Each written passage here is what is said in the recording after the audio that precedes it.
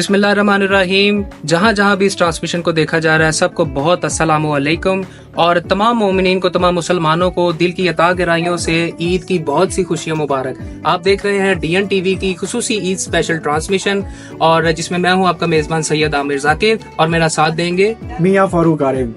छोटी ईद की बड़ी खुशियाँ, बड़े बड़े हमारे साथ मेहमान भी मौजूद हैं। हम आपको इस स्पेशल ट्रांसमिशन के अंदर बहुत कुछ दिखाएंगे, इंटरटेनमेंट भी होगी, पॉलिटिकल थोड़ी सी चिट चैट भी होगी और हमारे मेहमानों के साथ हम गुफ्तगू भी करेंगे और उनसे जानने की कोशिश करेंगे कि वो पहले कैसे ईद मनाते थे, अब कैसे ईद मनाते हैं, ईद के दिन किस तरह से गुजारते हैं और उनके साबका जो उनका माजी है वो किस तरह से था, बचपन कैसा था और आगे उनकी क्या प्लानिंग्स हैं। ये सब कुछ, ये तमाम तर बातें हम आज इस शो में डिस्कस करेंगे और हम आपको दिखाएंगे, बताएंगे कि ईद के रंग किस तरह से बखेरे जाते हैं। जी बिल्कुल जी, आप बताएं मुझे मियां साहब, आपकी ईद कैसी गुजरी? मेरी ईद तो आपको पता है कि हम यहाँ पर जो जर्नलिस्ट हैं उनकी ईद किस तरह से होती है। सारा दिन काम काम, ईद की नमाज दिखाने से लेकर फिर ट्रांसमिशन और फिर उसके बाद सारी चीजें आपके सामने हैं। तो हमारा दिन तो आप कह लें कि सारा इसी तरह से गुजरता है। लेकिन ईद की खुशी तो होती है, एक अंदर अपनायत भी होती है और इसके साथ साथ दोस्त अहबाब भी मिलते हैं। तो ईद तो हमारी बिल्कुल ऐसे ही गुजरती है। जी बिल्कुल जी, जैसा कि मियां साहब ने कहा कि बिल्कुल ईद जो है ना वो एक तरह से ही मतलब सेम ईद गुजरती है सबकी। तो मैं बिला तकीर अपने मेहमानों का तारुफ करवाता चलूं। हमारे साथ तशरीफ फरमा है मियां हसन यूसुफ साहब, एडवोकेट और रहनुमा है पाकिस्तान तहरीक इंसाफ के, और उनके साथ तशरीफ फरमा है हमारे शहर गुजरांवाला की बड़ी मोअज़्ज़ज़ शख्सियत जनाब चौधरी मजहर क़य्यूम नारा साहब, साबिक चेयरमैन जिला कौंसल। हाँ जी बिल्कुल, बड़े खूबसूरत इंसान हमारे साथ आज स्टूडियो में मौजूद है और मेरी दाएं जानब मौजूद है गुजरांवाला की हर दिल अजीज शख्सियत साबिक MPA तौफीक अहमद भट्ट साहब, बड़े ही फेमस, बड़े ही जोली, बड़े ही प्यारे भाई। हम उनको प्रोग्राम में खुशामदीद कहते हैं। और उनके साथ हमारी मोहतरमा आसमा भट्ट साहिबा जो फिल्म प्रोड्यूसर एसोसिएशन की वाइस चेयरमैन भी हैं और गवर्नमेंट ऑफ पंजाब के बोर्ड ऑफ मैनेजमेंट की जो मेंबर भी हैं रावलपिंडी से, और इसके साथ साथ नेशनल हॉर्टिकल्चरल सोसाइटी की चेयरपर्सन भी हैं, आर्ट्स काउंसिल की भी चेयरपर्सन है। तो इनके बहुत ज्यादा लंबे चौड़े तारुफ है। आज इस्लामाबाद से खुसूसी तौर पर इस ट्रांसमिशन के लिए तशरीफ लाई, हम इनको खुशामदीद कहते हैं। और सबसे पहले आपको दिल की अथा गहराइयों से ईद की खुशियां मुबारक। भट्ट साहब, आपको भी ईद की बहुत ज्यादा खुशियां मुबारक। जी बिल्कुल जी, तो बिला तखीर हम अपने प्रोग्राम का आगाज करते हैं क्योंकि हम हमारे बड़े मोअज़्ज़ज़ मेहमान तशरीफ फरमा हैं और ईद का अभी और भी मेहमान आने वाले हैं। शाह साहब, बड़े सारे लोग आने वाले हैं, हमारे कॉमेडियंस भी हैं, एक्टर्स भी हैं, उसका सिंगर्स भी हैं, और टिकटॉकर्स भी हैं, हमारे साथ भी हैं बेशक। और इंशाल्लाह ये ईद का जो समा है, ईद का जो ये मौका है और ये भरपूर तरीके से हम आज इसको कोशिश करेंगे कि हम ईद को गुजारे नहीं, हम ईद को मनाएंगे। बिल्कुल ऐसे हम करेंगे। और सबसे पहले हम शुरू करेंगे मजहर नारा साहब से, हमारे बड़े सीनियर पॉलिटिशियन हैं। नारा साहब, आपकी ईद बचपन में कैसे गुजरती है? बिस्मिल्लाहिर्रहमानिर्रहीम। बहुत शुक्रिया आरिफ फारूक साहब। बचपन में और अब में फ़र्क ये है कि बचपन में हम ईद मनाया करते थे और हम ईद लिया करते थे। Very good. उस वक़्त का जो टाइम था, उस वक़्त सब ईद देते थे हमें और हम ईद की खुशियाँ खूब मनाते थे। अब ये फ़र्क है कि हमने ईद देनी होती है और ईद लेने वालों ने ईद मनानी है। हमने तो उनके साथ ईद मनानी है तो मनाई है। तो शुक्र अल्हम्दुलिल्लाह, सुबह उठते हैं, तैयारी करके नमाज के लिए जाते हैं, अल्लाह ताला का शुक्र अदा करते हैं, अल्लाह ताला के यहाँ सजदा रेज़ होते हैं। उसके बाद हस्बे रूटीन कब्रिस्तान जाया करते हैं, उधर दुआ करते हैं।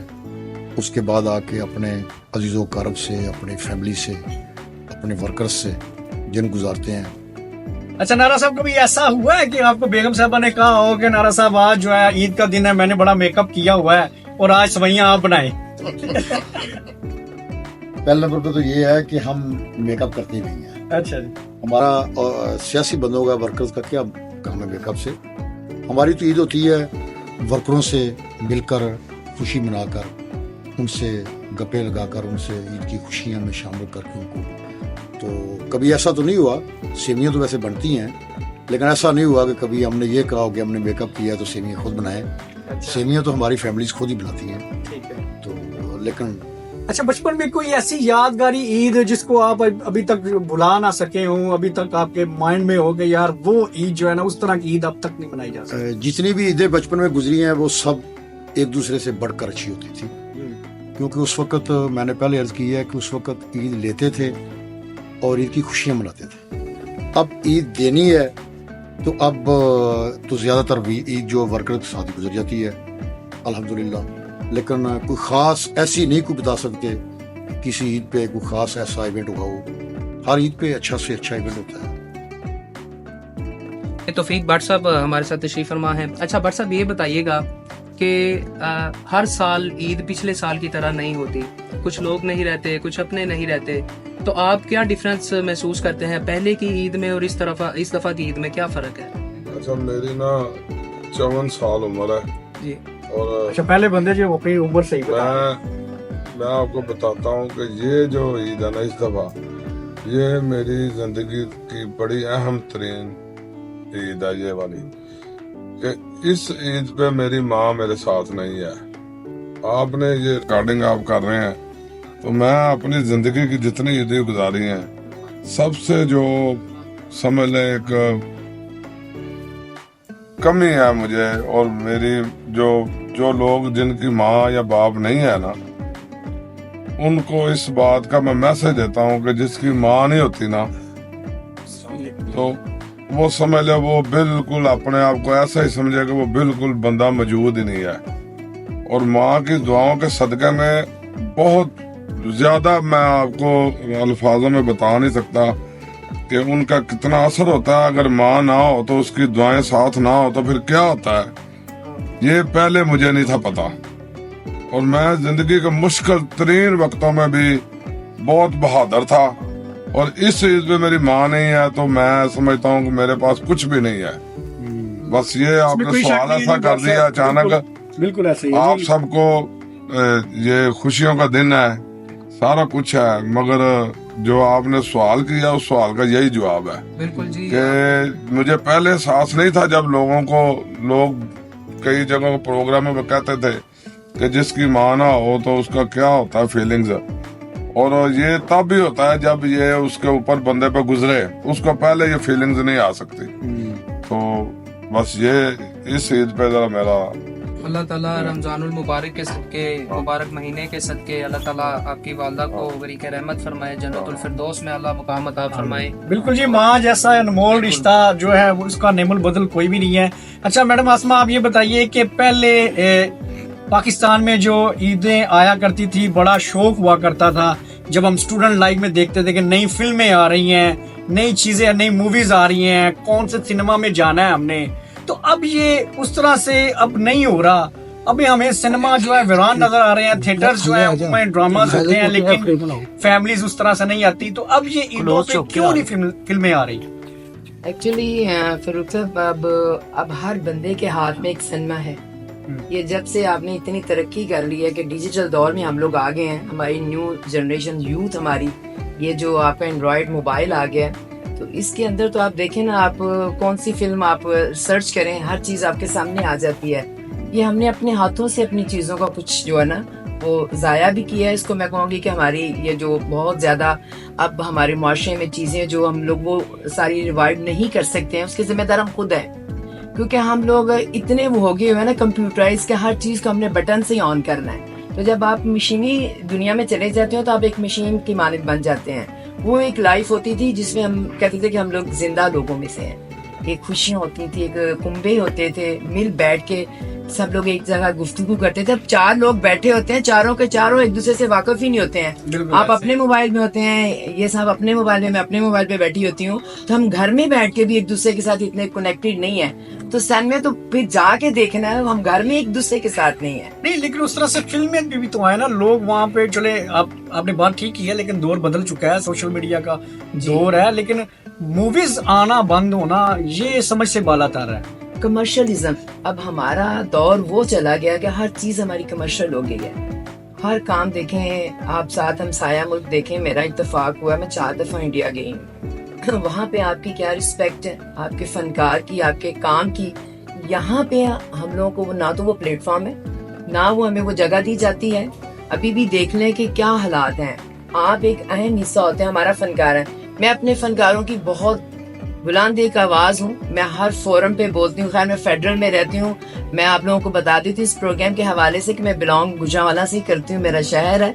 मुझे बड़ा फख्र है अपने शहर पे और मैं बहुत प्राउड फील करती हूँ। मैं किसी भी जगह पे होती हूँ, चाहे मैं लंदन जाऊँ, कहीं भी जाऊँ, तो जब मेरा इंट्रोडक्शन होता है, इवन देन अमेरिका में एक रिसर्च हुई है, वहाँ पे एक बुक छपी है वुमेन के ऊपर। तो पाकिस्तान से मैं एक वाहिद खातून हूँ जिसका उसमें इंटरव्यू है, तो उसमें मेंशन हुआ हुआ है गुजरांवाला का नाम। तो ये हमारे एजाज की बात है। तो बात मैं कर रही थी कि हम लोग जो है ना इन चीजों को इस तरह छोड़ते आ रहे हैं कि आप शॉर्टकट के चक्रों में हमने अपना वो कल्चर छोड़ दिया। देखे ना, पहले फिल्में होती थी, चूड़ियां फिल्म ने बहुत बिजनेस किया, मजाजन ने बहुत बिजनेस किया, वो एक रियलिटी थी। हम लोग तो अब चले गए हैं बनावटी, हम आर्टिफिशियल दुनिया में चले गए हैं, तो वो हकीकत से हम बहुत दूर चले गए हैं। तो जब हकीकत पसंद होंगे तो वो चीजें भी साथ साथ चलेंगी। ठीक हो गया, बिल्कुल ठीक है। मियां हसन साहब, आप यंगस्टर हैं, पॉलिटिक्स में भी, वैसे भी आप सियासत में आने से पहले ईद कैसे मनाया करते थे और सियासत में आने के बाद कैसे? बहुत बहुत शुक्रिया, आपने यहाँ पे इनवाइट किया, इज्जत बख्शी। सियासत में आने से पहले तो ईद गुजरती थी बेफिक्री में। अच्छा। तो इतनी रिस्पॉन्सिबिलिटी नहीं थी होती कि वर्कर से मिलना है, कारकुन से मिलना है, हल्के के लोगों को टाइम देना है। और लेकिन जैसे सियासत में है, उसके बाद 2-3 दिन तो ईद के जो होते हैं, जो ईद के 3 दिन होते हैं, उसमें अपने साथियों से मिलना और दिन रात डेरे पे बैठे रहना और साथ खाना वगैरह भी खाना। और अच्छा, जब स्टूडेंट लाइफ में हुआ करते थे तब मूवी वगैरह देखने का शौक था, कभी जाया करते थे सिनेमा में? तो घर से निकल जाते थे ना बगैर बताए कि बस अब किसी बात से वापस आएंगे। तो अब तो जिम्मेदारियों का पहाड़ हो जाता है बंदे के ऊपर जब बंदा सियासत में आ जाता है। तो फिर कारकुन जो है वो भी फैमिली हो जाते हैं और लोगों से आपको प्यार हो जाता है, आप उनके साथ आपका इतना टाइम गुजर जाता है कि आपको उनके साथ अटैचमेंट बहुत ज्यादा हो जाती है। तो वो फील नहीं होता आपको कि आप के ऊपर कोई जिम्मेदारी का बोझ है, लेकिन स्टार्ट में होता है। तो लेकिन नहीं, सिनेमा या थिएटर में जाने पे कभी मार पड़ी है बाजी से? नहीं। अच्छा, नहीं, कभी नहीं। पता चल जाया करता था? हमारी बड़ी फ्रेंडशिप है बाप बेटे की, तो इतना वो नहीं है कभी कि उन्होंने रोका हो। लेकिन पढ़ाई पहले, काम पहले, फिर बाकी सारी एक्टिविटीज। नाज़रीन, हमारे साथ मुल्क पाकिस्तान के बड़े ही नामवर गुलूकार जनाब राहत फ़तेह अली खान साहब के शागिर्द खास, उनके गंडाबान शागिर्द हैं और उनके खास शागिर्द हैं सागर राहत साहब हमारे साथ तशरीफ फरमा है। तो मैं सागर साहब से गुजारिश करूंगा कि हमारे शो को 4 चांद लगाएं। जाने तमन्ना, जाने अदा, तुझे जैसा था सोचा पाया वही। सूरज की किरणों सा एक चेहरा देखा है मैं सा मैंने नहीं। मेरी मोहब्बत का हर लम्हा तुझ में ही गुम सा गया। ना मैं हूँ आशिक ना मैं दीवाना, कह तो मुझे जो पिया। तेरा मेरा है प्यार अमर, तू चाहे तो कदमों में सर रख दूं। ये जीवन क्या घर मांगे तू, मेरी जान नजर कर। तेरा मेरा है प्यार अमर।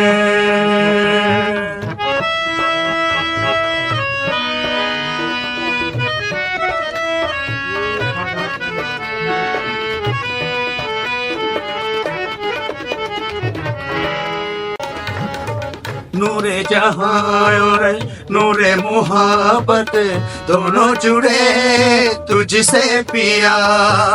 पागल या जोगी मुझको कहो तुम, हाँ मेरा इश्क सबसे जुदा।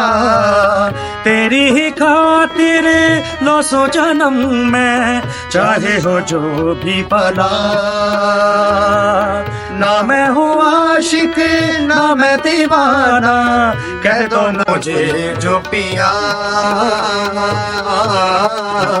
तेरा मेरा है प्यार अमर, तू चाहे तो कदमों में सर रख दूं। ये जीवन क्या अगर मांगे तो मेरी जान नजर कर दूं, तेरा मेरा है प्यार अमर। चलें जी, यहाँ पे हमें एक लेनी है छोटी सी ब्रेक। हमारे साथ रहिएगा, हमारे साथ मेहमान रहेंगे। ईद की खुशियाँ आपको मुबारक हो। और ये प्रोग्राम का और ये बातों का सिलसिला यहीं से कंटिन्यू करेंगे। ये हमारे साथ रहिएगा।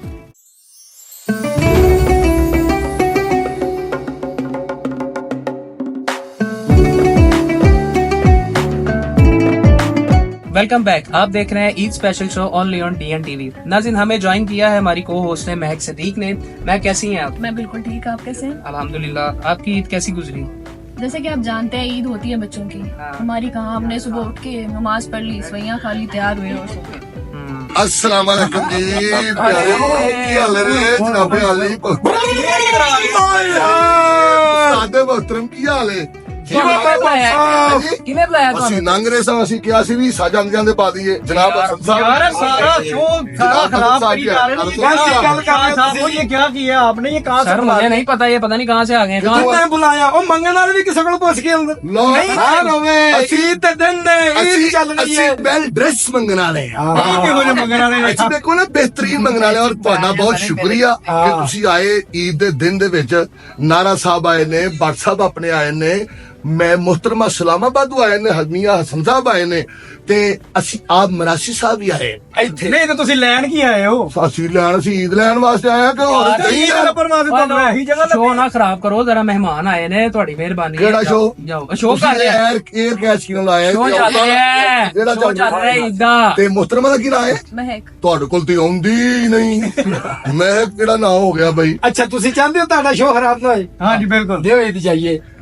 यार देने हैं ना, बाहर जाऊं नहीं, नहीं, मेरी गल सुनो। ਉਹ ਬਾਹਰੋਂ ਲਾਏ ਆ ਅਸੀਂ। ਇੱਥੇ ਪਿਆਰੇ ਜਿਹੜੀਆਂ ਅੱਛੀਆਂ ਹਸਤੀਆਂ ਬੈਠੀਆਂ ਨੇ, ਭੱਟ ਸਾਹਿਬ ਬੈਠੇ ਨੇ, ਮਾਸ਼ਾਅੱਲਾ, ਅੱਲਾ ਇਹਨਾਂ ਨੂੰ ਜ਼ਿੰਦਗੀ ਤੰਦਰੁਸਤੀ ਦੇ, ਸਾਰੀ ਰੋਟੀ ਇਕੱਠੀ ਖਾ ਕੇ ਆ ਗਏ। ਨਹੀਂ ਨਹੀਂ ਇਹ ਪਿਆਰੇ ਹੈਗੇ ਨੇ, ਸਾਡੇ ਮੁਲਕ ਦੇ, ਸਾਡੇ ਸਮਾਜ ਦੇ, ਇਹ ਸਾਡੇ ਵੱਡੇ ਨੇ। ਹਾਂ। ਅਸੀਂ ਇਹਨਾਂ ਦੇ ਨਾਲ ਪਿਆਰ ਕਰਨੇ ਆ, ਲਵ ਕਰਨੇ ਆ ਔਰ ਇਹ ਸਾਡੇ ਨਾਲ ਕਰਦੇ ਨੇ।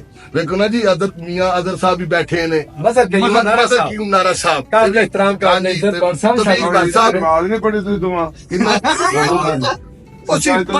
ਅਸੀਂ ਭੱਟ ਸਾਹਿਬ ਪੜ੍ਹੀਏ ਲੇਕਿਨ ਸਾਡਾ ਹੱਕ ਬੰਦਾ ਸਾਨੂੰ ਵੀ ਦਿਓ। ਪੜੀ ਜੇ ਹੈ ਮੈਂ ਤੇ ਤੇਰੇ ਭੁਲੇਖੇ ਦੇ ਵੀ ਆਇਆ ਜਦੋਂ ਥੇ ਈਦ ਦੇ। अरे चलो चलो नहीं लवो जाके तू। ਬੇਟਾ ਨਹੀਂ ਤੁਹਾਨੂੰ ਭੁਲੇਖਾ ਪੈਂਦਾ ਤੇਰੇ ਭਲੇਖੇ ਕਿਸੇ ਸ਼ਾਹਦਾਲਾ ਸਰਕਾਰ ਦੇ ਚੁਮੇ ਨੂੰ ਗਏ ਨਹੀਂ। ਇਹ ਤੇ ਕਪੜਾ ਰੱਖ ਦੇ। ਹੈ हां नंगे सिर आ गए हो, जाओ साडा शो खराब हो ਗੱਲ रहा ਮੰਨ ਲੈਂਦੇ है। ਲੇਕਿਨ ਈਦ ਦਿਓ ਤੇ ਜਾਵਾਂਗੇ ਅਸੀਂ ਉਂਝ ਨਹੀਂ ਜੀ ਜਾਣ। यार शो ਪਹਿਲਾਂ ਇਹ ਤੈਅ ਕਰੋ, ਗੱਲ ਸੁਣੋ, ਪਹਿਲਾਂ ਇਹ ਤੈਅ ਕਰੋ ਈਦ ਇਹਨਾਂ ਕੋਲ ਲੈਣੀ ਹੈ ਕਿ ਸਾਡੇ ਕੋਲ ਲੈਣੀ ਹੈ। ਨਹੀਂ ਅਸੀਂ ਤੁਹਾਡੇ ਕੋਲ ਲੈਣੀ ਹੈ, ਸਾਡਾ ਕਿਤਾ ਲੱਗੇ ਇਹਨਾਂ ਨਾਲ ਇਹ ਪਤਾ ਨਹੀਂ ਕੌਣ ਨੇ। ਪਹਿਲਾਂ ਤਾਂ ਇਹਨਾਂ ਕੋਲ ਇਹਨਾਂ ਦੇ ਸਮਾਨੇ ਅਸੀਂ ਕੌਣ ਹੋ ਗਏ ਆ ਵਾਹ। ਤੇ ਤੁਹਾਡਾ ਕੀ ਨਾਂ ਹੈ? महक, ਆਉਂਦੀ ਹੀ। ਚੌਕਾ ਜੀ, ਬੜੀਆਂ ਧੁੰਮਾਂ ਪਈਆਂ ਨੇ ਬਾਹਰ ਤੱਕ, ਤੁਹਾਡੀਆਂ ਧੁੰਮਾਂ ਨੇ, ਤੁਹਾਨੂੰ ਪਤਾ ਬਾਹਰ ਤੱਕ। ਮੈਡਮ ਆਹੋ UK ਵਾਲੀ। ਲੇਕਿਨ ਗੱਲ ਪਤਾ ਕੀ ਹੈ, ਅਸੀਂ ਆ ਗਏ ਆ ਤੇ ਤੁਸੀਂ ਮੁਹਤਰਮ ਲੋਕ ਨਹੀਂ ਹੁਣ ਜਾਣਾ ਕਿੰਜ ਜੇ? ਆ ਗਏ ਹੋ, ਜਾਣਾ ਕਿੰਜ ਜੇ? ਜਾਵਾ ਸਾ ਇੰਜ ਲਿਆਓ। ਐਂ ਚਲੇ ਜਾਓ ਨਾ ਫਿਰ ਇਹਨੂੰ ਤੁਸੀਂ। ਉੱਥੇ ਕਾਰੇ ਕੋਲ ਕੀ ਆਉਂਦੀ ਹੈ। ਸ਼ੁਕਰ ਕਰੋ ਤਾਂ ਜਾਉਣ ਨਹੀਂ ਦਿਆ ਜੀ। ਉਹਨਾਂ ਕੋ ਮਹਿਕ ਨਹੀਂ ਹੁੰਦੀ, ਇਹ ਕੋ ਕੁਝ ਆਉਂਦੇ ਵੀ। ਹਾਏ ਹਾਏ ਹਾਏ ਹਾਏ ਇਹ ਤਾਂ ਸਾਨੂੰ ਨਹੀਂ ਪਤਾ, ਤੁਹਾਨੂੰ ਈਦ ਦੇ ਕੇ ਸਾਡੀ ਜਾਨ ਛੁੱਟਣੀ ਫਿਕਰ ਨਾ ਕਰੋ। ਆ ਕੰਮ ਨੇ ਆਪਾਂ ਪਰ ਸ਼ੇਰ ਜਾਂ ਪਿਆਰੇ ਲੋਕ ਤਾਰਾ ਨੇ। ਸਾਹਿਬ ਨੇ ਪਹਿਲਾਂ ਕਿਹਾ ਤੇ ਤੌਫੀਕ ਭੱਟ ਸਾਹਿਬ ਸਾਡੇ ਕੋ ਕੋਈ ਨਹੀਂ ਮਿਲਦੇ ਹੈ ਤੁਹਾਨੂੰ ਤੁਹਾਡੀ ਉਹਨਾਂ ਨੂੰ ਮਿਲਣੀ ਹੈ। ਵੇਖ ਲਓ ਇੰਜ ਨਾ ਕਰੋ। ਨਹੀਂ ਨਹੀਂ ਗੱਲ ਸੁਣੋ, ਤੌਫੀਕ ਭੱਟ ਸਾਹਿਬ ਨੂੰ ਅੱਲਾ ਨੇ ਬੜੀ ਤੌਫੀਕ ਦਿੱਤੀ। ਆਹ ਇਹ ਲੰਘਦੇ ਈਦਾਂ ਪੇ ਦਿਨ ਈਦ ਨਾ ਵੀ ਨਾ ਹੋਵੇ ਤੇ ਲੋਕੀ ਉਹਨਾਂ ਨੂੰ ਕਹਿੰਦੇ ਭੱਟ ਸਾਹਿਬ ਈਦ ਮੁਬਾਰਕ ਕੱਢ ਕੇ ਦੇ ਦਿੰਦੇ। ਨਹੀਂ ਉਹ ਤੇ ਕਹਿ ਤੇ ਰਹੇ ਨੇ ਕਿ ਤੇਰੇ ਭੁਲੇਖੇ ਕਿਧਰੇ ਹੁੰਦੇ ਆਏ ਆ ਤਾਂ ਫਿਰ ਤੁਸੀਂ ਆ ਗਏ ਹੋ ਯਾਰ। ਮੈਨੂੰ ਜਾਣਦਾ ਸੀ। ਹੈਂ? ਅੱਜ ਈਦ ਹੈ ਨਾ, ਹਾਂ ਗੱਜ ਈਦ ਦਾ ਦਿਨ ਤੇ ਪਿਆਰਿਓ ਸਾਨੂੰ ਈਦ ਦਿਓ। ਖੁਸ਼ ਰਹੋ, ਈਦ ਮਿਲੇਗੀ ਤੁਹਾਨੂੰ। ਤੁਹਾਨੂੰ ਉਹਨੇ ਉੱਠ ਕੇ ਮਿਲਨੇ ਆ ਤੁਹਾਨੂੰ ਈਦ। ਸਾਨੂੰ ਸ਼ੋਅ ਕਰ ਲੈਣ ਦਿਓ ਜੀ ਗੱਲ ਕਰੋ। ਆਫ ਕੈਮਰਾ ਮਿਲੇਗੀ। ਆਫ ਕੈਮਰਾ ਬੰਦ ਕਰ ਦਿਓ, ਬੰਦ ਕਰ ਦਿਓ। ਯਾਰ ਕੈਮਰੇ ਬੰਦ ਕਰੋ ਕੈਮਰਾ, ਕਿਉਂ ਕਰ ਰਹੇ? ਸਾਨੂੰ ਈਦ ਤਾਂ ਲੈਣ ਦਿਓ ਨਾ। ਉਹ ਤੁਹਾਡੀ ਬਾਅਦ ਸ਼ੋ ਕਿਆ ਦਿੰਨੇ ਆ ਤੈਨੂੰ ਈਦ, ਬਾਅਦ ਚ ਆਈ ਨਾ ਸ਼ੋ ਬੋਲ ਆਂਦੇ, ਮਹਿਮਾਨ ਬੈਠੇ ਨੇ, ਸਮਝਿਆ ਕਰ ਘਾਟਾ ਹੁੰਦਾ ਹੈ। ਜਿਹੜਾ ਘਾਟਾ ਨਹੀਂ ਹੁੰਦਾ। ਸਾਡਾ ਸਾਰੀ ਜ਼ਿੰਦਗੀ ਨਹੀਂ ਘਾਟਾ ਹੋਇਆ। ਸਾਡੇ ਵਾਲ ਨਹੀਂ ਦੇ ਸਾਡਾ ਤੇ ਨਾ ਨਾ ਘਾਟਾ ਘਰ ਭਾ ਘਾਟਾ ਸਾਡਾ ਤੇ ਨਾ ਨਾ ਘਾਟਾ ਸਾਡਾ ਮੁੱਕਾ ਹੈ ਆਟਾ, ਸਾਡਾ ਕੋਈ ਨਹੀਂ ਘਾਟਾ। ਠੀਕ ਚਲੋ ਹੈ, ਦੇ ਦੇ ਸਾਡਾ ਪਰ ਤੇਰਾ ਨਾਂ ਪਾਣੇ ਆਟਾ ਸਕੀਮ ਵਿੱਚ। ਐਦਾ ਹੋਰ ਕੀ ਚਾਹੀਦਾ ਮਰਜ਼ੀ ਪਾ ਦਿਓ, ਲੇਕਿਨ ਗੱਲ ਪਤਾ ਕੀ ਹੈ, ਖੁਸ਼ ਰਹੋ, ਆਬਾਦ ਰਹੋ, ਤੁਹਾਨੂੰ ਈਦ ਦੀਆਂ ਖੁਸ਼ੀਆਂ ਮੁਬਾਰਕ ਹੋਣ ਸਭ ਨੂੰ। ਅੱਲਾਹ ਤੁਹਾਨੂੰ ਜ਼ਿੰਦਗੀ ਤੰਦਰੁਸਤੀ ਦੇ, ਖੁਸ਼ ਰਹੋ, ਆਬਾਦ ਰਹੋ।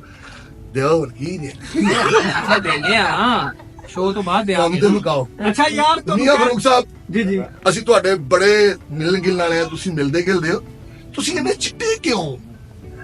ਇੰਨੇ ਚਿੱਟੇ ਕਿਉਂ ਹਾਂ। ਇਹ ਤਾਂ ਸਰ ਅੱਲਾਹ ਤਾਲਾ ਦੀ ਦੇਣ ਹੈ, ਮੇਰਾ ਦੇ ਚ ਕੋਈ ਕਮਾਲ ਕੋਈ ਨਹੀਂ। ਕਮਾਲ ਨਹੀਂ, ਤੁਹਾਡਾ ਤੇ ਹੈ ਹੀ ਨਹੀਂ ਨਾ। ਇਹ ਅੱਜ ਤੱਕ ਇਹਨਾਂ ਨੇ ਮੈਨੂੰ ਵੀ ਨਹੀਂ ਦੱਸਿਆ ਤੇ ਮਾਸ਼ਾਅੱਲਾ ਤੁਸੀਂ ਓਏ ਸਿਰ ਯਾਰ ਲਗਾਓ, ਖੁਦਾ ਦਾ ਵਾਸਤਾ ਜੇ ਟੁੱਟਦਾ ਗੱਲ ਦੱਸੋ। ਗੱਲ ਸੁਣ ਸ਼ੌਕਿਆ, ਗੱਲ ਸੁਣ। ਜੀ ਜੀ ਜਿਹੜੀ ਚੀਜ਼ ਤੂੰ ਇਹਨਾਂ ਕੋਲ ਪੁੱਛਣਾ ਚਾਹਨਾ ਨਾ, ਕਰੀਮ ਦਾ ਨਾਂ, ਉਹ ਤੇਰੇ ਤੇ ਸਦੇ ਹੋਣੇ। ਠੀਕ ਹੈ ਬਿਲਕੁਲ ਸਹੀ ਹੈ ਇਹ ਸਾਡੇ ਗੁਜਰਾਤ ਦੇ ਬੱਟ ਸਾਹਿਬ ਜੇ, ਤੇ ਸਾਡੇ ਬੱਟ ਨੇ ਮੁਹਤਰਮ ਨੇ, ਪਿਆਰੇ ਹੈਗੇ ਤੁਹਾਡਾ ਨੇ। ਕੰਮ ਵੀ ਬੱਟ ਸਾਹਿਬ ਹੀ ਪੂਰਾ ਕਰ ਰਹੇ ਨੇ, ਮੇਰੇ ਕੋਲ ਮੇਰੇ ਕੋਲ ਨਹੀਂ ਹੋ ਰਿਹਾ। ਨਹੀਂ ਹੁੰਦਾ। ਲੇਕਿਨ ਗੱਲ ਪਤਾ ਕੀ ਹੈ, ਅਸੀਂ ਤੁਹਾਡੇ ਕੋਲ ਆਏ ਆ ਤੁਹਾਡੀਆਂ ਖੁਸ਼ੀਆਂ ਦੇ ਵਿੱਚ ਸ਼ਰੀਕ ਹੋਣ ਵਾਸਤੇ। ਖੁਸ਼ ਰਹੋ, ਆਬਾਦ ਰਹੋ। ਸਾਡੀਆਂ ਖੁਸ਼ੀਆਂ 'ਚ ਸ਼ਰੀਕ ਹੋਣ ਆਏ ਕੋਈ ਸਾਡਾ ਸ਼ੋਅ ਖਰਾਬ ਕਰਨ ਆ ਗਏ ਹੋ ਤੁਸੀਂ।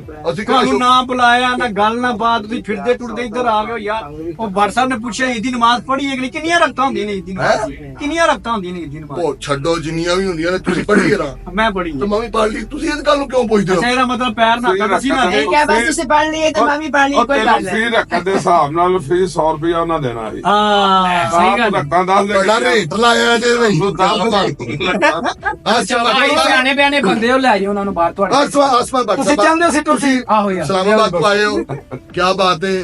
ਤੁਸੀਂ ਬੜਿਆਂ ਨੂੰ ਕੰਮ ਕਰਾਇਆ, ਸਾਡੇ ਸਿਰ ਤੇ ਵੀ ਤੁਸੀਂ ਸ਼ਫਕਤ ਦਾ ਹੱਥ ਰੱਖਿਆ ਹੈ। ਔਰ ਤੁਸੀਂ ਕੀ ਕਹਿਣਾ ਚਾਹੋਗੇ ਕਿ ਅੱਜ ਦੇ ਜਿਹੜੇ ਫਨਕਾਰ ਨੇ, ਜਿਹੜੇ ਅੱਗੋਂ ਆ ਰਹੇ ਨੇ, ਉਹਨਾਂ ਦੀ ਤੁਸੀਂ ਸਰਪ੍ਰਸਤੀ ਕਰ ਰਹੇ ਹੋ।